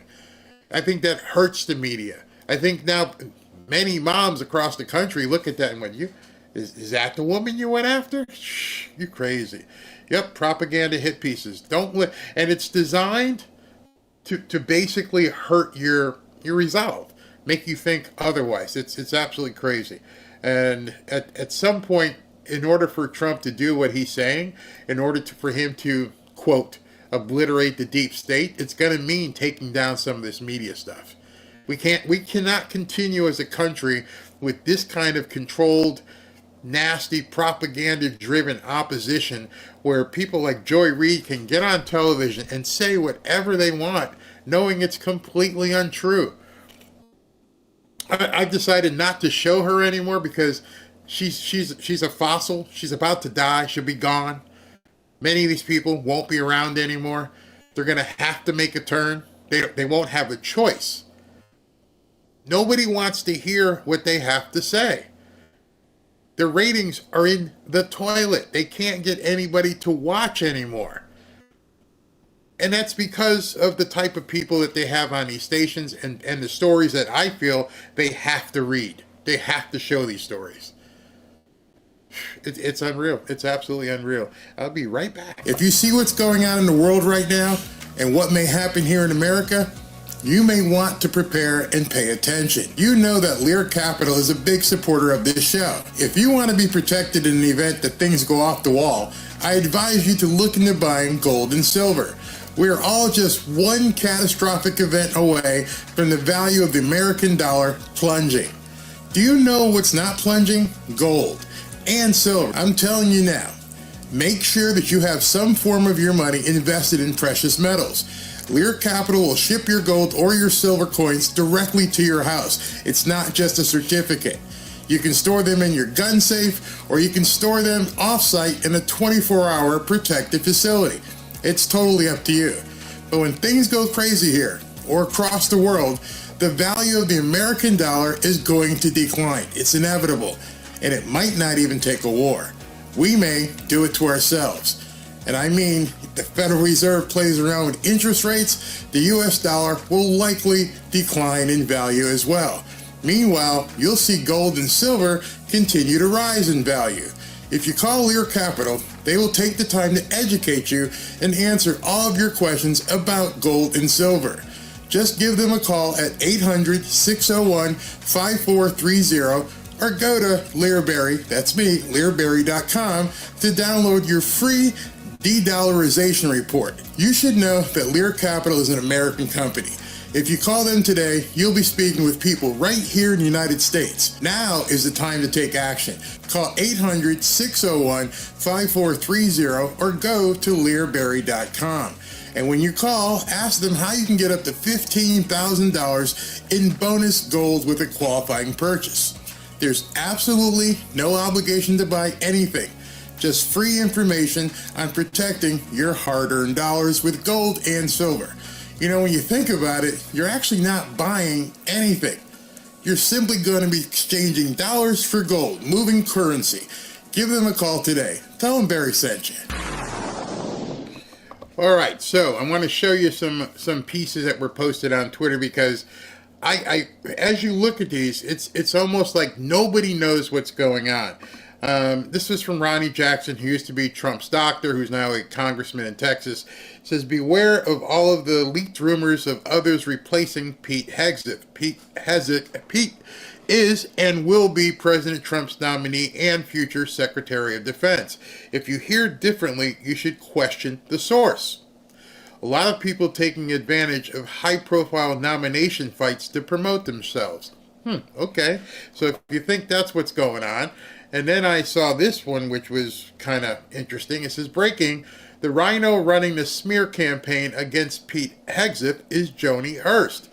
Joni Ernst, ex-husband, Gail Ernst, complained in divorce documents that she had an affair with one of her soldiers while she was deployed overseas. Specifically, he alleged that Joni Ernst had an affair with a soldier under her command during her deployment. I only post that because so many people are making so many claims when they really don't know. Some people on the right are as bad as people on the left. Everybody wants to have the first scoop. Everybody wants to say what's first on their mind. But here's one from Kyle Becker. Breaking. Now, imagine this. The New York Post reports that there are 0 Republican no's against Pete Hegseth's confirmation as Secretary of Defense. The smear campaign against Pete Hegseth is failing. So the New York Post is basically saying he's going to be confirmed. Interesting. Very interesting. How would they know? Well, I don't know if they're talking to different senators or not. Pete Hegseth, I just showed you that Joni Ernst piece. Joni Ernst came out and said, I appreciate Pete Hegseth's service to our country, something we both share. Today, as part of the confirmation process, we had a frank and thorough conversation. She didn't say what the reaction was, but he said, thank you for your service and commitment to this important process. Don't know, but he met with her today. And then this thing popped up.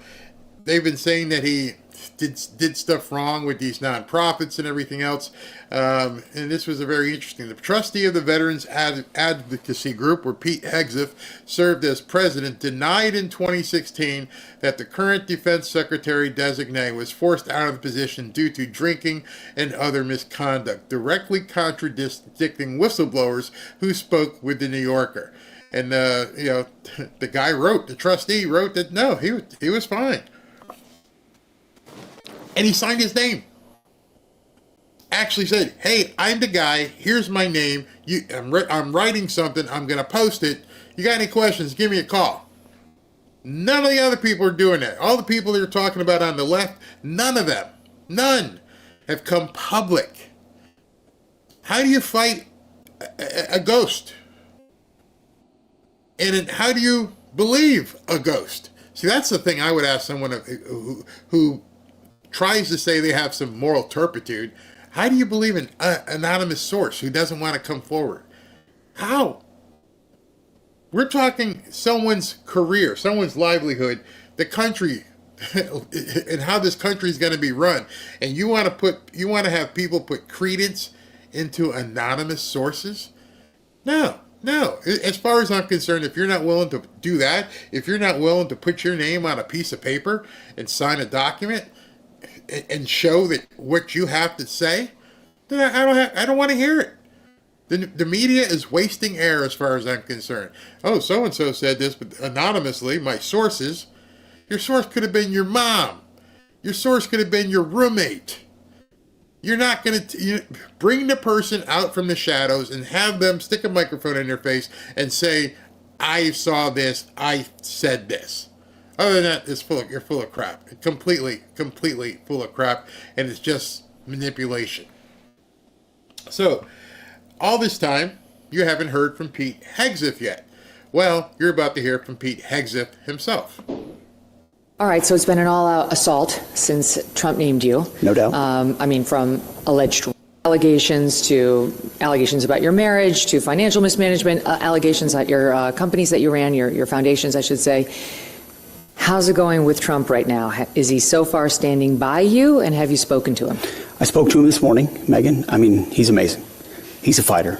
He's been through this himself, and he told me the last thing he said to me, well, two things he said to me when I left his office when he chose me was, well, besides what he said about being a warfighter, we can get into that, was you're going to need to be tough as shit. You're going to need to be tough as shit. But he paused again as I was walking away and said, but you're the man for this moment. I chose you because you're the guy that's going to put the warfighters first. We haven't had that. We need a guy that's kicked down doors and understands the consequences of war and why us deterring war, fighting it, and winning it is important to him. He gets it. And we can get into the policy of all of that. But ultimately, he reiterated the same thing this morning. Hey, Pete, I got your back. It's a fight. They're coming after you. Get after it. I think he'll be delighted that we're talking today. Yeah. And we're going to do more talking because for so long what was said about me, what has been said about me, it was so ridiculous and all anonymous that we didn't want to give it oxygen. You don't want to respond to things that don't merit response. And so we haven't, but sitting here with you and going forward, the media is driving with this ridiculous narrative. It's our time to stand up and tell the truth and our side. And he knows that. And so he supports me. I won't betray what we talked about specifically, but he said, you go meet with those senators and I've got your back. It means a lot to me. It tells you who that guy is. So you are meeting with them. See, I don't understand. Everyone still pretends as though these recess appointments aren't going to happen. I don't know if this is part of Trump's game plan, just to make it seem like, he's going to go ahead and try to get these people confirmed traditionally. Don't know. I think there's a lot of stuff, a lot of moving pieces here. Would love to know, are we going to be looking at any recess appointments?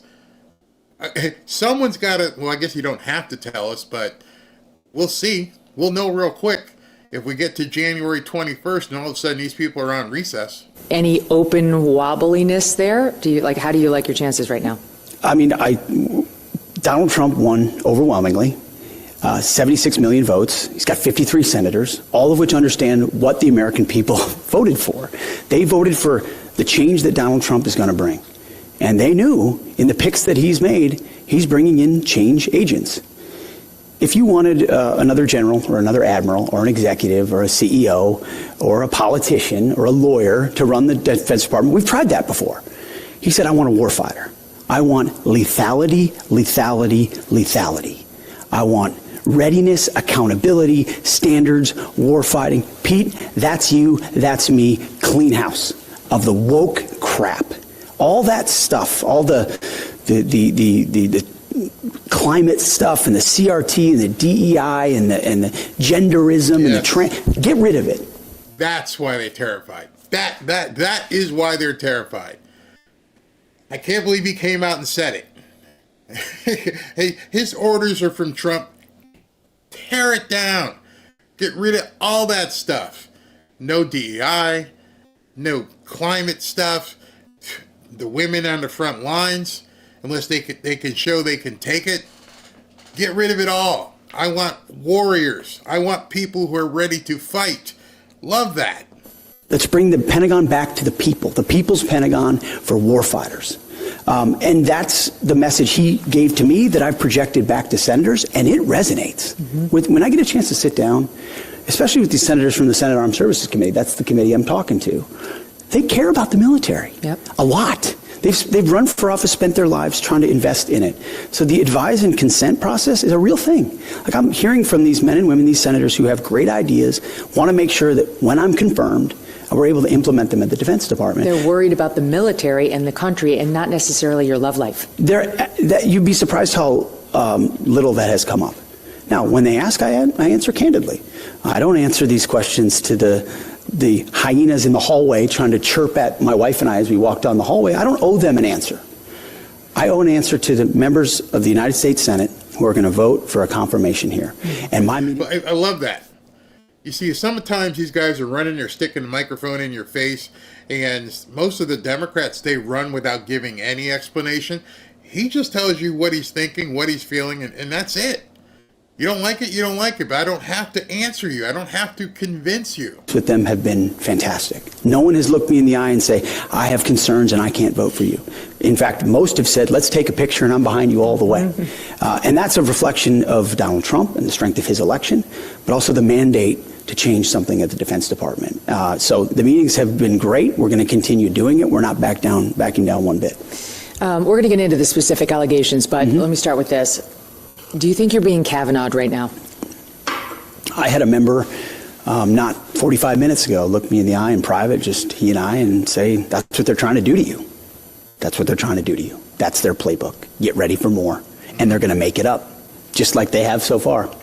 All anonymous, all innuendo, all rumor, nothing sourced, no verification, and they're just going to keep doing it.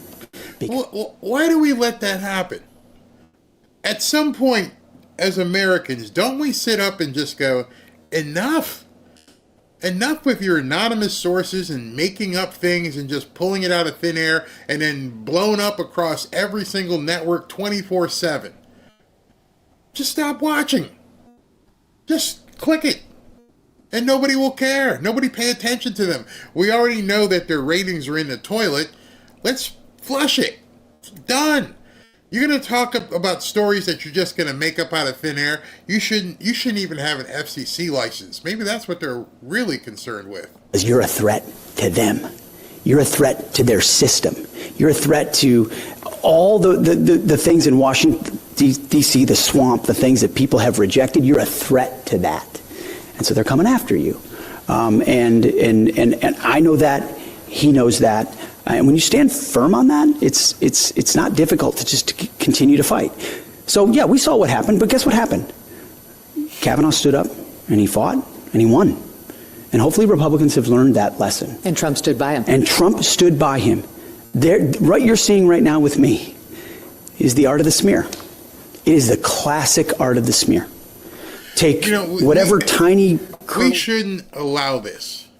And I really, really hope that Trump getting in now, having learned from 2016, that he's bringing in an FCC chairman that is going to stop this. So you can't stop somebody's First Amendment rights. But at the same time, if we can't say certain things here, if making up certain words are how we have to basically talk, you should have a disclaimer at the bottom of the screen on every single newscast. I have no evidence of this. This is purely my opinion.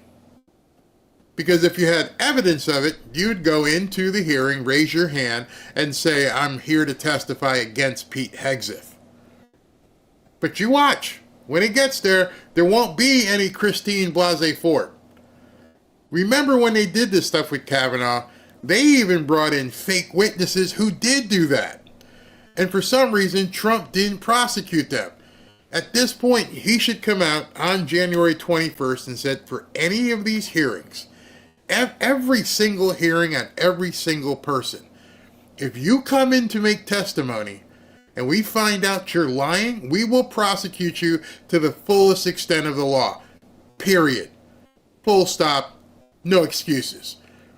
So, the Cassidy Hutchinsons of the world, if you people want to come in here and make statements to people and raise your right hand and swear under penalty of perjury that what you're saying is true, okay, bring it. Bring all these women out of the woodwork, all these Fox employees, have them put their hand on the Bible and swear that everything they're saying they understand to be true under penalty of perjury. And there won't be anybody in the room. there won't be anybody there. Because if you say, I'm going to put your butts in jail, if you lie about Pete Hegseth, if you lie about Tulsi Gabbard, I'm going to put you in jail. It would all stop. Of truth, and there are tiny ones in there, and blow them up into a masquerade of a narrative about somebody that I am definitely not. And what they never quote, and we'll get into this too, are the legions of people from who I served with in combat, multiple tours, from the multiple veterans organizations that I very proudly ran, and I really want to get into that, and my time at Fox News. They never asked the people closest to me. No. They never asked the people who were involved directly. And when they do, and I've got a list right here of people, and Will Cain and my hosts at Fox News have come out, all the folks on Fox Friends have all come out and said, this is not Pete, and we've worked with Pete for 10 years, every single morning, every single day. They never ask those people. Yeah. And that's what a smear looks like. It's a couple anonymous nuggets, usually from disgruntled people who were fired for cause, who are jealous or want a little bit of retribution. And so they peddle stuff to reporters who are not interested in the truth. They're interested in smearing someone who supports Donald Trump's agenda. Mm-hmm. So to what he just said, let me show you what Will Cain, who worked with him on Weekend at Fox Weekends. This is what Will said. 10 anonymous sources for NBC News. Here's your on-the-record statements from people who actually worked with Pete. I know there are many more of you. Drop it here. Dan Bongino, Miss Safier, the doctor, and they're all just coming out, and there's Dan, worked with Pete for years. This is absolute BS. I don't drink. I'm disgusted by the smell of alcohol in someone's breath. I've never, ever seen Pete drink like that and have never smelled alcohol on his breath. And on and on and on. Nicole Safier, I've routinely sat on the couch with Pete for 8 years. Not once did I suspect he had consumed anything other than an egg sandwich and coffee before going on air. BS, 100% BS, actually HS. That's people putting their face out there and their name and going, BS. Why is it that your people, the people you're saying have said this stuff about Pete, they can't come out and say anything? He doesn't work for Fox anymore. How could he possibly hurt them? And literally, there are a whole bunch of people who aren't, quote, anonymous sources who are actually coming out and saying, not true, emphatically not true. So I'll take the stack of people who are saying publicly not true over your anonymous sources any day. Be clear, I'm in the middle of it. But, I'm surrounded by a great team. I got a wonderful wife. We love this country. We love Jesus Christ, our Savior. And we're going to fight like hell. There's no reason to back down. Why would we back down? That's right. Do you know how many guys... You heard that, didn't you? Yeah, I know you heard that. Some people that doesn't matter to, but it matters to me. Matters to me. Guys I'm hearing from right now, the guys I serve with, gals that I work with at CVA and elsewhere, don't stop. The guys are like, it's always sir, Don't stop, sir. Please keep going. They're behind you. You are fighting for us. Like, you are our voice. We've never had a voice like this before. They're not upset about your drinking? You know what? There's an interesting one there. First of all, I've never had a drinking problem. No one's ever approached me and said, oh, you should really look at getting help for a drink. Never. I've never sought counseling, never sought help. I respect and appreciate people who do. But, what do guys do when they come back from war oftentimes? Have some beers. How do you deal with the demons you see on the battlefield? Sometimes it's with a bottle. Unfortunately, tragically, for too many guys, it's with the bottle, and then it's depression, and even worse, suicide. I mean, we've got an epidemic of that in our country. Thank God, by the grace of God, I found my chapters of purpose that pulled me out of that. You see, they didn't talk about that in the email. You don't know where this man's head was 7 years ago. You don't know what he had seen, what he had done overseas, and what kind of, as he said, demons had gotten a hold of him. Because you don't care. You don't understand how somebody and what you have to go through to fight those demons. And those demons can take many different forms. It can be pornography. It can be alcohol. It could be all kinds of different things. And then you have to defeat that demon. And that person that went to war with that demon is not the same person once they emerge from it. So if he did something 7 years ago, 8 years ago, 10 years ago, and maybe that's why he had a couple divorces back then, I don't know. But that has no relevance of the guy who is sitting there today. None. I found, in many ways, I found two things. My two J's. My Jenny, my wife Jennifer, changed my life, saved me. There's just no doubt about it. And my Lord and Savior, Jesus Christ. Come on, man. Wait a second. I got my two J's. My wife Jenny and my Lord Jesus, Savior Jesus Christ. Take that, stick that in your pipe and smoke it, NBC, CNN, CBS. None of y'all want to mention that, do you?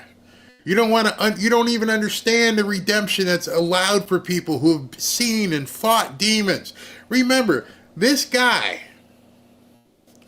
and I want you to just imagine, this guy has killed.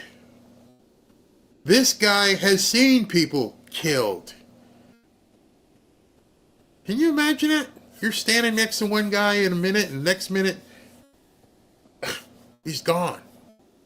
Or you're actually drawing a bead on somebody in pink mist. And then you got to come back here, and it's like, okay, bring it down, bring it down. I'm not that guy anymore. And then you got to deal with other people, and your wife says something to you, or your friend says something to you. I've never been to war, so I can't even imagine. I can tell you about football. I can tell you after I would play a game, win or lose, don't really come near me for about an hour. I need to decompress. Just watch out. Don't poke me. Don't scream at me. Let me just sit here and just, okay. Yeah, okay. I'm back. I don't have this helmet on anymore. I don't have to destroy the person in front of me. You see, if you've never pulled down that helmet or you have never had to carry that weapon, you don't know what's going on in someone's mind when they're out there doing what they're doing. You'd be surprised. Doing this show for 2 hours twice a day. I'm not going to be able to do 2 days yet because I'm not better. But doing this show twice a day, I'll get done and Robin will go sit on the patio. She's like, I'm just going to let you decompress. Let you woosah, get your mind out of this. Because it's nasty. A lot of the stuff that we're talking about, it can take a toll on you. If you believe in what you say, you're into it. And then you got to step back and pray. I'm like, okay, Lord, just help me relax and get back to usual. See, if you didn't have the Lord back then, if you didn't have something that you could say, hey, I'm done now. Can you give me a break here? I'm gonna, help me. If you don't have that, then when you walk out the locker room or walk off the battlefield, you're still going. And I'm glad to hear him say, I found my two J's, my Jenny and my Jesus. Because that tells me right there, the man has turned his life around. And nobody in the media wants to even talk about that. What his wife and his Jesus mean to him is way up here above your crazy anonymous sources from 7 years ago. So you've heard from his mom and you've heard from him talk about their faith. And without those two J's, I wouldn't be sitting here right now. But with those two J's, like my mom said this morning, and I didn't get a chance to see all of it, but God bless my mom, I'm a very different person than I was 10 years ago, than I was 15 years ago. But I'm also the right guy to be in the Pentagon to understand what our young water fighters are going through. What we send them to do, what we ask them to do, tour after tour after tour after tour. Are we equipping them properly? Are they mentally prepared? Are we helping them on the way back? How are they transitioning? Were they used properly? I can speak to that because I've lived it. Not from a general's perspective, not from an air-conditioned office in Washington, D.C., or from a think tank. From dusty boots and pulling triggers with bullets whizzing by, and you're wondering whether you're ever coming home. Yeah, that would lead me to have a couple. stuff flying past you. Boof, boof, boof. You can't judge a man until you walked in his shoes. And then figure out where he's walked to get to where he is now. I'm sure there were some dark moments in his life. I'm positive. Divorce just didn't happen. Something triggered that. And then the second divorce with his second wife. It's ugly. But you can't judge a man who's figured out how he's forgiven and how he's been redeemed and accuse him of being the person he was 7 years ago. You can't accuse his mother of being the woman she was 7 years ago. There aren't many of us who can be judged based upon what we did 7 years ago. If you can, then you're a better person than I am, but I'm much different than I was 7 years ago. I mean, think about it. 7 sounds too easy. Excuse me. 7 sounds way too easy. It's just a number. Just wherever you're sitting, sit back and think to yourself, what kind of person was I and what was I doing in 2017 or 2016? What was I doing? Would everybody be okay with how I acted back then? Tell you wouldn't want that from me. No, I'll be the first one to tell you, nope. I didn't care. It was all about me. Even though I was married to Robin, it was like me first. And I was baptized and still wasn't making the walk. Oh, she'd tell you. and she kept standing by me. Hey, you need to fix this. Oh, I'm good. I'm really good. And then one day it just strikes you. You just sit there and go, And you hear people say their testimony. One day I'll give my testimony. But until you made that testimony and you realize I'm dying to self, that ain't me anymore. I'm done. I'm a different person. What made you that different person? There was a catalyst. And right now, when people accuse me, if they do, and they say, hey, listen, you're the same person. Oh, no. I love it when people say, you're different now. You're not the same guy. No, thank you. I've advanced. Every single day I try to do better. I read my daily verse and try to, what does that mean? Okay. And dwell on it. And say, okay, I hope I can be better today. If you've noticed, I had a couple times today where I started to swear and go, woof, because people have written me and said, hey, man, you're swearing too much. And at the first one, I was like, yeah, get lost, delete. Second one, man, these people are nuts. Third one, I'm like, okay, so people are noticing it and calling me out.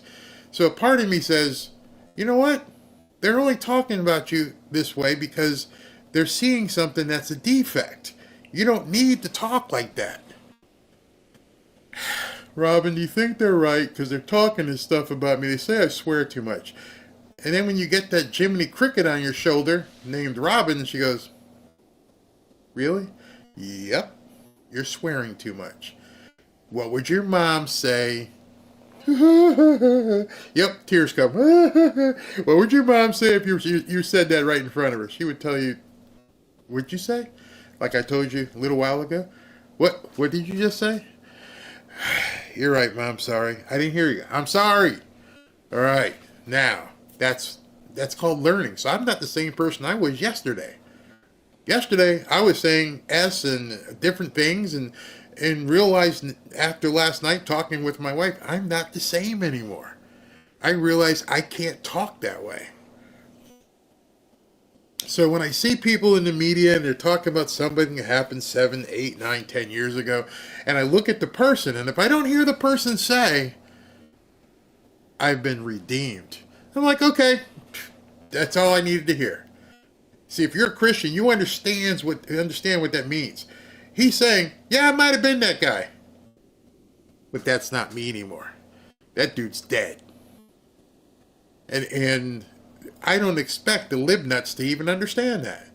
I don't expect them to realize, hey, okay, so he's pretty much telling you, yeah, I'd get back, I'd throw back a couple of beers, I would do that.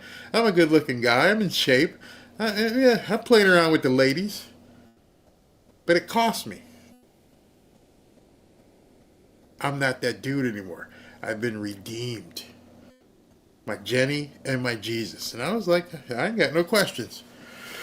Because if you're lying about that, it ain't me you got to worry about. And that's what I would say to you guys. If he's lying about that, y'all ain't got to worry. He gave you the answer. So if he gave you the answer, at this point, you got to say, he's good. He just told me he's good. If he lied about it, that's someone else he's going to have to answer. Not MSNBC and CNN and that kind of stuff.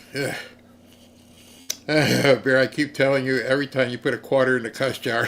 Glad someone told you. Yeah, they told me. None of us are perfect. Only our Lord and Savior. These are the same people that praise baby removal. Bingo! Exactly. When Papa God saves us, we are a new creation. I've been redeemed, and I can count on the love of God our Father. And that's not that we don't make continued mistakes. Hopefully the mistakes become smaller and less frequent because you're advancing. You can't go from here to here without, bouncing off the guardrails on the way. So I'm probably going to make some mistakes, but I'm going to be conscious about what comes out of my mouth. So that's it. Holy Spirit changes people. Yeah, it does. Sometimes you learn the hard way, one or the other. And maybe that's what he went through. Maybe he went through and said, I lost this wife, and I lost that wife, and I lost this child, and now I've got my J and my J, and that says everything. It's called repentance. It's called turning away. Yeah, once you learn to it, it's like, I've talked to somebody once, and they said, you told me you didn't like certain food. I'm like, man, I hate Brussels sprouts. And the guy told me, he goes, well, so if I served you up a plate of Brussels sprouts right now, would you taste it? Nah. How many times did you have to eat Brussels sprouts before you went, this is nasty? I get you. When you're ready, you can stop. Make every time you do something you're not supposed to do the same thing as eating some Brussels sprouts. I went, I got you. You make sense. So, today I had to keep putting a couple Brussels sprouts in my mouth. So let's go ahead and get to the 10 of the day so we can get out of here. Here's the big finish. 10 stories that you just gotta hear. Number 10. I know Pete. He's my constituent. I've known him for years. I think he's going to be an inspirational leader. And I think what we've seen is what happens here in Washington. It seems to be very popular to, go on the offensive, to go on the attack to anybody against anybody that President Trump might nominate. The reason for that is President Trump wants to disrupt Washington. He wants to see real change take place. Inertia is the most powerful force in the universe. It's happening right here in Washington, too. That's why we're seeing all this resistance. Washington doesn't want to change. President Trump was elected to do just that. It really is that simple. They don't want to change. That's it. And you can see that because the same people who are complaining on the right, Susan Collins, Murkowski, Mitch McConnell, they all voted in Ketanji Brown Jackson, who's a Supreme Court justice, without any mind at all. They oh yeah, it's okay. Let's go ahead and rubber stamp her. And she became a Supreme Court justice, even though she wasn't qualified whatsoever. But on the right, they want to fight Donald Trump because they can't take change, and there may be some other intrinsic reasons. Number 9. And I've come to the conclusion that Trump has sort of broken the mold once again, and so Biden needs to break the mold once again. Although the vast... You won't believe this insanity. Like I tell you, I've heard this from a couple people. Listen to this. Vast majority of the people that Trump has his eye on, maybe all of them, frankly, have committed no crime. That is not going to stop him and Kash Patel and the rest of them, Pam Bondi at the Justice Department, from coming after them. So prospectively, what can Biden do? Well, he can issue blanket pardons to entire categories of people for... Blanket pardons to entire categories of people. She's talking like thousands of pardons. Let that sink in. There are so many people that they're so terrified of Trump coming in office, they need to put blanket categorical pardons. Wow. Any conduct involving, relating to Donald Trump, it would cover everyone from witnesses in a trial or in a congressional proceeding. Poor Cassidy Hutchinson, you recall her, she was a star witness at the January 6th hearing. She lied. She committed perjury. Cassidy Hutchinson lied. And this woman is saying, give her a pardon. Cover journalists. It would cover anyone who he has identified by name or type. Can he do that? Absolutely. Number 8. This man has not so much even acknowledged that he has any problem. And we have coworkers at Fox saying he was showing up smelling of alcohol for work. This woman's never met Pete Hegseth. She's reading anonymous reports. This is how the wrap-up smear works. I saw it reported on a different network, and so now I can say it because my source at this point is I heard it from CBS. I heard it from MSNBC. I heard it from ABC. So now I have a source to continue the propaganda. Have you ever talked to Pete? Nope, never talked to him. Very recently, I mean, within the last year or two, they're telling NBC. So this is really a problem if you're going to lead be the Secretary of Defense. Many of the things he has done are violations of the Uniform Code of Military Justice, including adultery, I might add. Number. Wait. Adultery. That woman was on MSNBC. She's talking to Joe Scarborough, who, well, you know him and Mika, right? And she's talking about adultery. Does she know who Joe Biden? Does she? Does she know who Joe Biden is? Oh, okay. 7. Well, just given what one sees on camera, if you're too drunk for Fox News, you're very, very drunk indeed. So that's alarming. Man, I would sue every one of these people. Every single one would end up getting a lawsuit. I wouldn't have time for these people. 1989, President George H.W. Bush nominated John Tower, senator from Texas, for Secretary of Defense. Now, Tower was a very considerable person, a real defense intellectual, someone who deeply understood defense, unlike the current nominee. And it emerged that Tower had a drinking problem. And when he was drinking too much, he would make himself a nuisance or worse to the women around him.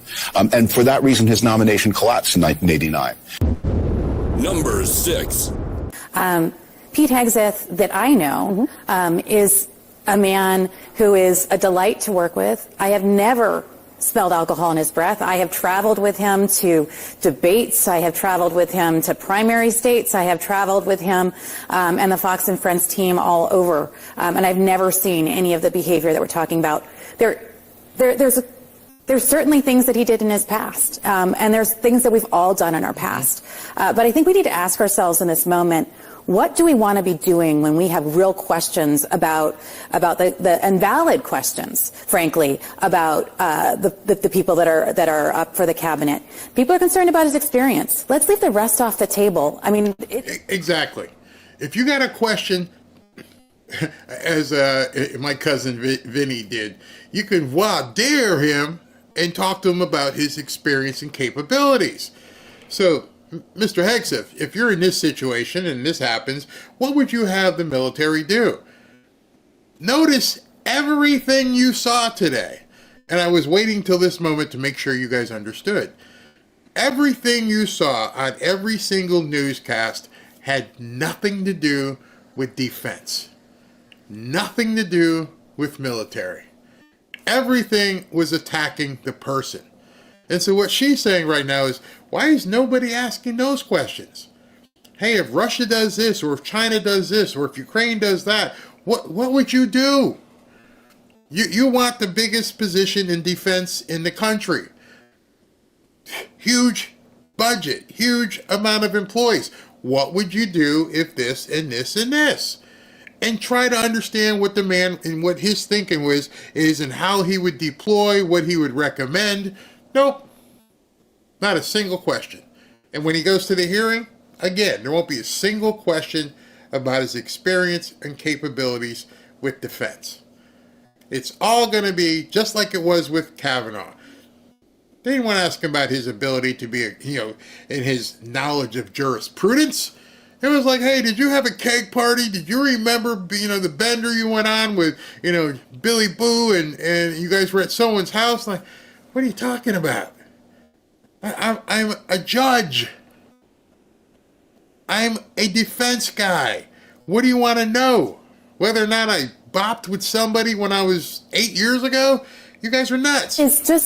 Politics is a blood sport at this point, and you can understand why really good people don't want to do it when you look at what's happened here. Let's focus on what really matters. Is he qualified for the job? What happened with his previous marriage, what happened in his private life, all of that is off the table. What is on the table, and I think what we should be talking about, is he the right person for this job? Number 5. I'm going to tell you who should be the pick, and that is Senator Joni Ernst. Now, in case you don't know, this is Gretchen Wilson, I think her name is. She used to be with Fox, and she sued Fox, and she sued Bill O'Reilly, and said everybody was trying to hit on her and all kinds of stuff. And now she's trying to tell Trump who should be his pick. I don't need you to tell me who should be pitching. I got my own pitcher. I have my own plan. What the heck are you talking about? And she's having reservations right now, and here's why.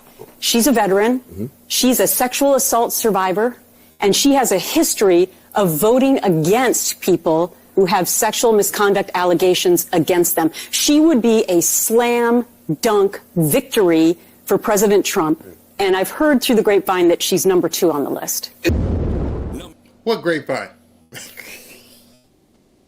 Well, you don't know nothing. You've heard from the grapevine that she's number 2 on the list. I guess you're wrong, because now people are saying Ron DeSantis. People just make stuff up. By the way, you're talking about assault. I can't put the first word, but you know S. Nobody said Pete Hegseth is under any SA investigation. In fact, you tried that one, and you found out that it was actually the woman cheating on her husband. And even the police back then went, no, that ain't gonna work. She was trying to do the horizontal bop with Pete, and she got caught. So what assault are you talking about? Number 4. Yeah, thank God we have a president-elect who's willing to say it. We've had Americans held hostage since October the 7th, and we've lacked a president that had the testicular fortitude to get our people back. This is outrageous that these Americans were taken and murdered, and we've basically stood back and given lip service to both sides, this and that. I want to hear. It's wrong, and this is the wages of weakness of a weak president. All the things you just listed, it's because we have a weak America, and now we're going to have a strong America. And I think. See how quiet they are? Neither one of them want to talk because they don't want that. They being a strong America with men in charge, they don't want that. They want to know all about the fifis and making sure you have DEI and this and that and the other thing. That entire world is falling apart. It's slipping through their grasp, and they can't take it. Donald Trump's going to have far better success. We had world at peace when he was president. We had a peace agreement in the Middle East. But when you take Americans hostage and you murder Americans, you better damn well know the President of the United States is going to do something about it, and we've not known that for 4 years. Number 3. Good evening, I'm Nora O'Donnell, and Hi, I'm Nora O'Donnell. I'm a liar. I get paid to lie. I get paid to fix debates. I'm pretty scummy as a reporter, so I'm about to lie to you right to your face. we begin with new reporting tonight by CBS News. The highest priority of the President of the United States is the safety and security of the American people. As the Commander-in-Chief, presidents rely on their defense secretaries to help carry out that solemn task. President-elect Donald Trump wanted a Fox News weekend host to hold that post. I'm sorry. Was that his only qualification? A Fox News TV host? Okay. I didn't realize that. The 44-year-old combat veteran, Pete Hegseth. But tonight, that nomination appears to be on the rocks. Hegseth is facing new allegations of sexual misconduct and excessive drinking. Tonight, allegations from who? You see how they portray the news? They don't give you any information. Just he's facing allegations. Allegations from who? Who's making the allegations?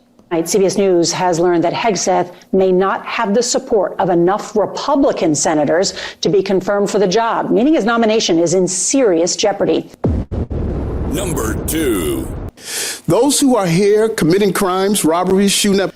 Now, let's segue into these last two stories I want to show you. This one here is amazing. I told you Eric Adams was making a turn, and Eric Adams pretty much is coming out here and saying, you newcomers, pack your crap. Police officers raping innocent people have been a harm to our country. I want to sit down and hear the plan on how we're going to address them. Those are the people I am talking about, and I would love to sit down with the Board of Czar and hear his thoughts on how we're going to address those who are harming our citizens. You're open to that? Open to? To hearing what their plan is to deport some of these folks, and you think the city, in some circumstances, should cooperate with ICE. Let me. You know what's interesting? And I was talking to the team the other day. I want you to all go back and Google Hillary Clinton and Barack Obama. Google what they said about those who commit crimes in our city and what they said in our country. They said those who commit crimes need to get out right away. That was their position. So this is not a new position, because in the state of era of cancel culture, no one is afraid to be honest about the truth. Well, cancel me, because I'm going to protect the people of this city. And if you come into this country, in this city, and think you're going to harm innocent New Yorkers and innocent migrants and asylum seekers, this is not the mayor you want to be in the city under. Oh, cancel me. I'm done with you. Oh, you went after him. You didn't take him down either, and he's getting pissed off. All right, so I'm going to play you the number one clip. And as you watch this number one clip, I want you to realize that many of the people in this clip are the ones who will be judging Pete Hegseth, Tulsi Gabbard, RFK Jr., Pam Bondi. And you got to realize, this is the group of people that we want overseeing things. Yeah, get some of this. Number 1. Questions? Yes, Bolton. Do you agree with some of your Democratic colleagues who say that President Biden's pardon of Hunter Biden was wrong or unwise and puts personal interest ahead of duty? I got nothing for you on that. Can I follow up on that? Are you concerned with the lack of transparency, lack of honesty around Biden's decision to pardon? As I said, I got nothing for you on that. Follow up on that too? Nope. Going to say. I got nothing for you. And the people behind him, they ain't got nothing for you either. They can't even answer. Oh, it's delicious. Anyone on the way out of office, family members, set support precedent. Thank you. I've got nothing for you on that. But the question is, they talked about January 6th pardons. This is a playbook for incoming President Trump. Isn't this a problem? Did he not establish a bad precedent for pardons? I got nothing for you on that. Any other subjects? Amy Klobuchar, Cory Booker, Schumer, obviously, and they all just look like folded cheap suits. I got nothing for you. That's where the Democrat Party is right now. You have to understand that 1 30-second clip, which I'm going to keep, is basically where the Democrat Party is right now. I got nothing for you. You got nothing. You absolutely have nothing but a lying media. That's it. If you don't have the cover of the media, you can't answer any questions. The questions they asked you about the pardon are probably some of the easier questions you're going to have right now. There's no leader. Who knows what Joe's doing over in Africa besides signing checks? Kamala's out here getting rumored that she's about to get a divorce. Who knows? Who cares? They're done. And so right now, all the media is trying to do, with the RINOs' help, is to tear down or delay everything that Trump is doing. They got nothing. He just answered you. We got nothing. I got nothing. I am just going to keep that because that just, it's so much underscores where the Democrats are right now. They got nothing. And you, as a Trump supporter, have to realize right now that we're fighting a ghost. Ignore them. Trump needs to ignore them. They got nothing by their own admission. It's crazy. All right, that's the show for today. Let me do a couple things here. I want to invite you to, hold on one second. Join our private free group over at X, fanfareshop.org/group, and join us over there. We'd love to have you. And if you'd like to enter to win hoodies, please go to fanfareshop.org and you can win or enter to win a hoodie. Last night I didn't give away the 3 I was supposed to, so I've got to go and pull that up. So we're going to give away 3 right now. I was going to do 2 shows today, not thinking the throat can do it yet. I'm just not there, but I will be in a couple days. And let's see here. Okay, where are we? Okay, right here. All right, let's go ahead and pick 3 winners right quick. Number 1, Yvette Santiago. Yvette Santiago, you have won a free hoodie. We're going to go ahead and do number 2. Timothy Paul Cates. And then number 3, this will be Matt Profit. Matt Profit, you have won another hoodie. Or not another hoodie, but a hoodie. Let me go ahead and talk to people with the super chats if there are any in here. Let me just take a look here. Okay, from Izzy MP, the PSYOP has gone nuclear. They are sinking and they know it. You know why? Because they got nothing. I gotta make a quick button on that. I got nothing for you. I got nothing for you. We gotta have to do that along with Tommy Radcliffe's guitar thing. I think we'll use Tommy's guitar thing as the lead into I got nothing for you. Beverly Litton, do you think Biden will get kickbacks from the money he's sending to Africa? Let me ask you a question. What do you think? Kat, thank you very much. Yeah, I think we're about to see a whole bunch of stuff happening with money. Tommy Radcliffe, temptation becomes less and less. JC transforms. Absolutely. Mark of Reality, thank you very much. They went after his mother. They went through private correspondence and found 1 email in the last 7 years. These media types are disgusting, and I want an audit. Yeah, you're absolutely right. Diamond G, I was going through a divorce in 2007 too. New World. You're definitely not that person right now. James Kipp, a state-run media distraction from HB Pardon. Yep. That's all it is. That's all this stuff is they're doing. Mr. B, loved your outro. Did you make it yourself? Nope, I cannot take credit for that. Somebody else had made that and sent it to me. Tommy Radcliffe, HUD shouldn't be lethal, or our army should be. Absolutely. Tommy Radcliffe, again, thank you. Absolutely beautiful, Pete. Go get him. Lethal. I loved how he said that. Lethal. That scares them. It gets them all up in their fifis. Claire Butterfield, President Trump is our great leader. He's in it for us too. Thank you very much, Claire. Charlie Ramos, bury the 5th column. Yeah, that's what they want to be. Deborah Alcala, my emails go back to 1/24/2006. Well, guess what? They probably go back a lot farther than that, depending on who you're with. Let's see here. Thank you, Queen 22. Mega Troop, years ago, former SINPAC FLT admiral once told me to never write an email that you wouldn't want printed in the New York Times. Very, very good advice. Damian Dallo, thank you very much. Tommy again. Exactly right, Bear. About everything. Why cause you understand the 3 R's my dad taught me. Reasonable, reliable, and responsible in God. Absolutely. Hey, Tanya. Thank you very, very much. Hi, I'll hit the like button. Thank you very much, Tanya. Jonna, Kimberlyn, love you very. Where's your MAGA hat? Right there. But it's too big, too small for my head. You see it right there? And there's another one somewhere, but that one right there.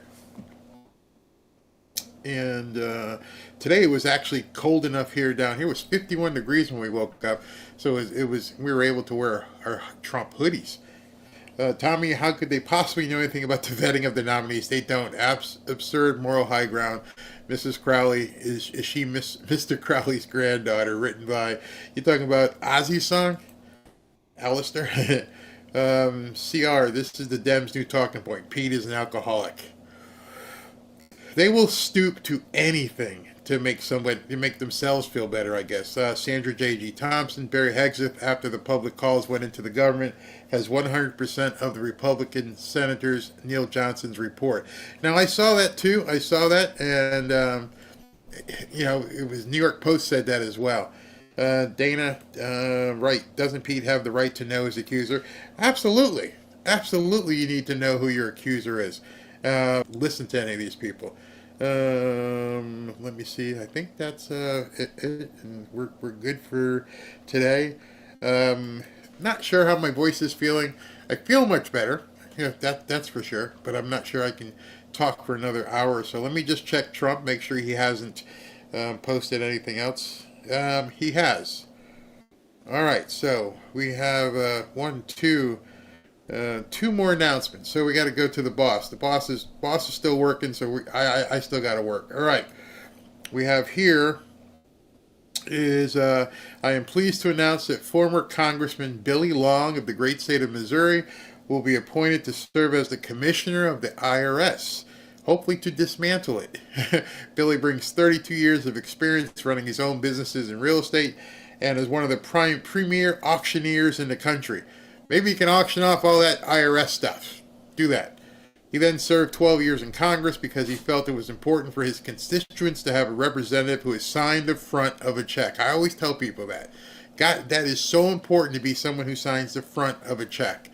Since leaving Congress, Billy has worked as a business and tax advisor, helping small businesses navigate the complexities of complying with the IRS rules and regulation. I've known Billy since 2011. He's an extremely hard worker and respected by all, especially those who know him in Congress. Taxpayers and the wonderful employees of the IRS will love having Billy at the helm. He's the consummate people person, well respected on both sides of the aisle. I was wondering if he was choking while he was typing that, because I can't even imagine. I can't even imagine what is in store for the IRS. Let's see, what else do we have here? We have a long one here. All right, so this one here is Kelly Loeffler, who everybody thought was going to be the agriculture secretary. I'm very pleased to announce business leader and former U.S. Senator Kelly Loeffler from the great state of Georgia to serve as administrator of the SBA, Small Business Administration. Small businesses are the backbone of our great economy. Kelly will bring her experience in business in Washington to reduce red tape and unleash opportunity for our small businesses to grow, innovate, and thrive. She will focus on ensuring that the SBA is accountable to taxpayers by cracking down on waste, fraud, and regulatory overreach. He felt so good about her. I mean, he made basically two different posts about her. He made that one and then a second one as well. I've appointed her co-chair of the Presidential Inaugural Committee. She's a strong believer in the American dream. Kelly was raised as the fourth generation to work on her family's farm. So he feels very strong about Kelly Loeffler. So he's still going. I haven't seen anything further about anything in regards to Pete Hegseth being pulled. So I think he's still good there. And so we're going to keep going. We're going to keep going and seeing what we can do. Had a couple more super chats to acknowledge. Please address the NASA admin nomination. Okay, I'll take a look at that. And very off topic, can you touch on that guy that took out the United Healthcare CEO? My bet is he'll never be captured. So for those of you who don't know, let me be very delicate because they don't like us talking about it. The CEO of United Healthcare was walking down the street and was apparently taken out by a pro. This guy may have had a subsonic 22, and what that means is it's a type of weapon, and he had a silencer, and there was a witness. A woman was he was walking down the street, he took the shots at the guy, and he didn't even look at the witness. So you can tell he was contracted. My job was to take this guy out, and he calmly just walked away. The video's all over X. You can watch it. It's not gory. It's not gory or bloody or anything like that. This guy was very self-aware, very determined. That's why I can't do another one tonight. He knew what he was doing. He obviously knew where he was going, where the guy would be. And I'm doing more research on it to dig further, but there was something out there about he was going to be doing some sort of investigation or cooperating with an investigation. And then something else came out where they said he recently sold $117 million in insider stock trading. So this thing is looking really, really weird. It's a lot more layers to this. Will they ever find the shooter? I agree. Probably not. Not the way this guy appeared. I mean, he basically showed up out of nowhere and then just took off. He knew his face he had a mask on. I mean, no, I don't think they'll find him unless somebody, drops dime on him. It was awful. It was awful. Let's see here.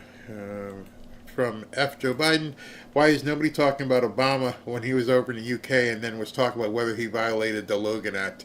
Because that's an easy one to tell you. Because right now, the only person who could charge him with that is Joe Biden. And that's not going to happen. He would have to tell Merrick Garland to go do this or do that, and that's not going to happen. So at this point, we're in limbo. I don't know who's running the country. I don't know what's going on, but we just got to get to January 20th. One good thing I will mention in closing, that whole thing in South Korea. You guys find that a little bit odd? That the president or whoever in South Korea decided he was going to call martial law and shut down everything and take over the media and do this and do that. In less than 24 or 48 hours, it got rescinded. It didn't work. People, no, that ain't going to happen here. You have to wonder if that was a trial run to see how it works, what the people would do, how would people react. Maybe they were thinking about it in different areas, different countries, here maybe. I don't know. But they found out real quick. They found out real quick. People are like, this ain't happening. And there's way more of us than there of you. And that took place in an unarmed country. Remember that whatever they were doing, whatever they were trying to do, whatever message they were showing, it didn't work there. And those people are unarmed. So if it was something they thought of, like, hey, maybe on January 18th we can declare martial law. Good luck with that. You saw what happened in South Korea. Don't play games here. So I don't know why, who, what, but a lot of eyeballs were on that, and they saw how it worked or didn't work. All right, everybody. If I can do tonight, I'm going to drink some tea. I'll let you know. But if I can't, thanks everybody for showing up, and tell your friends, and thank you.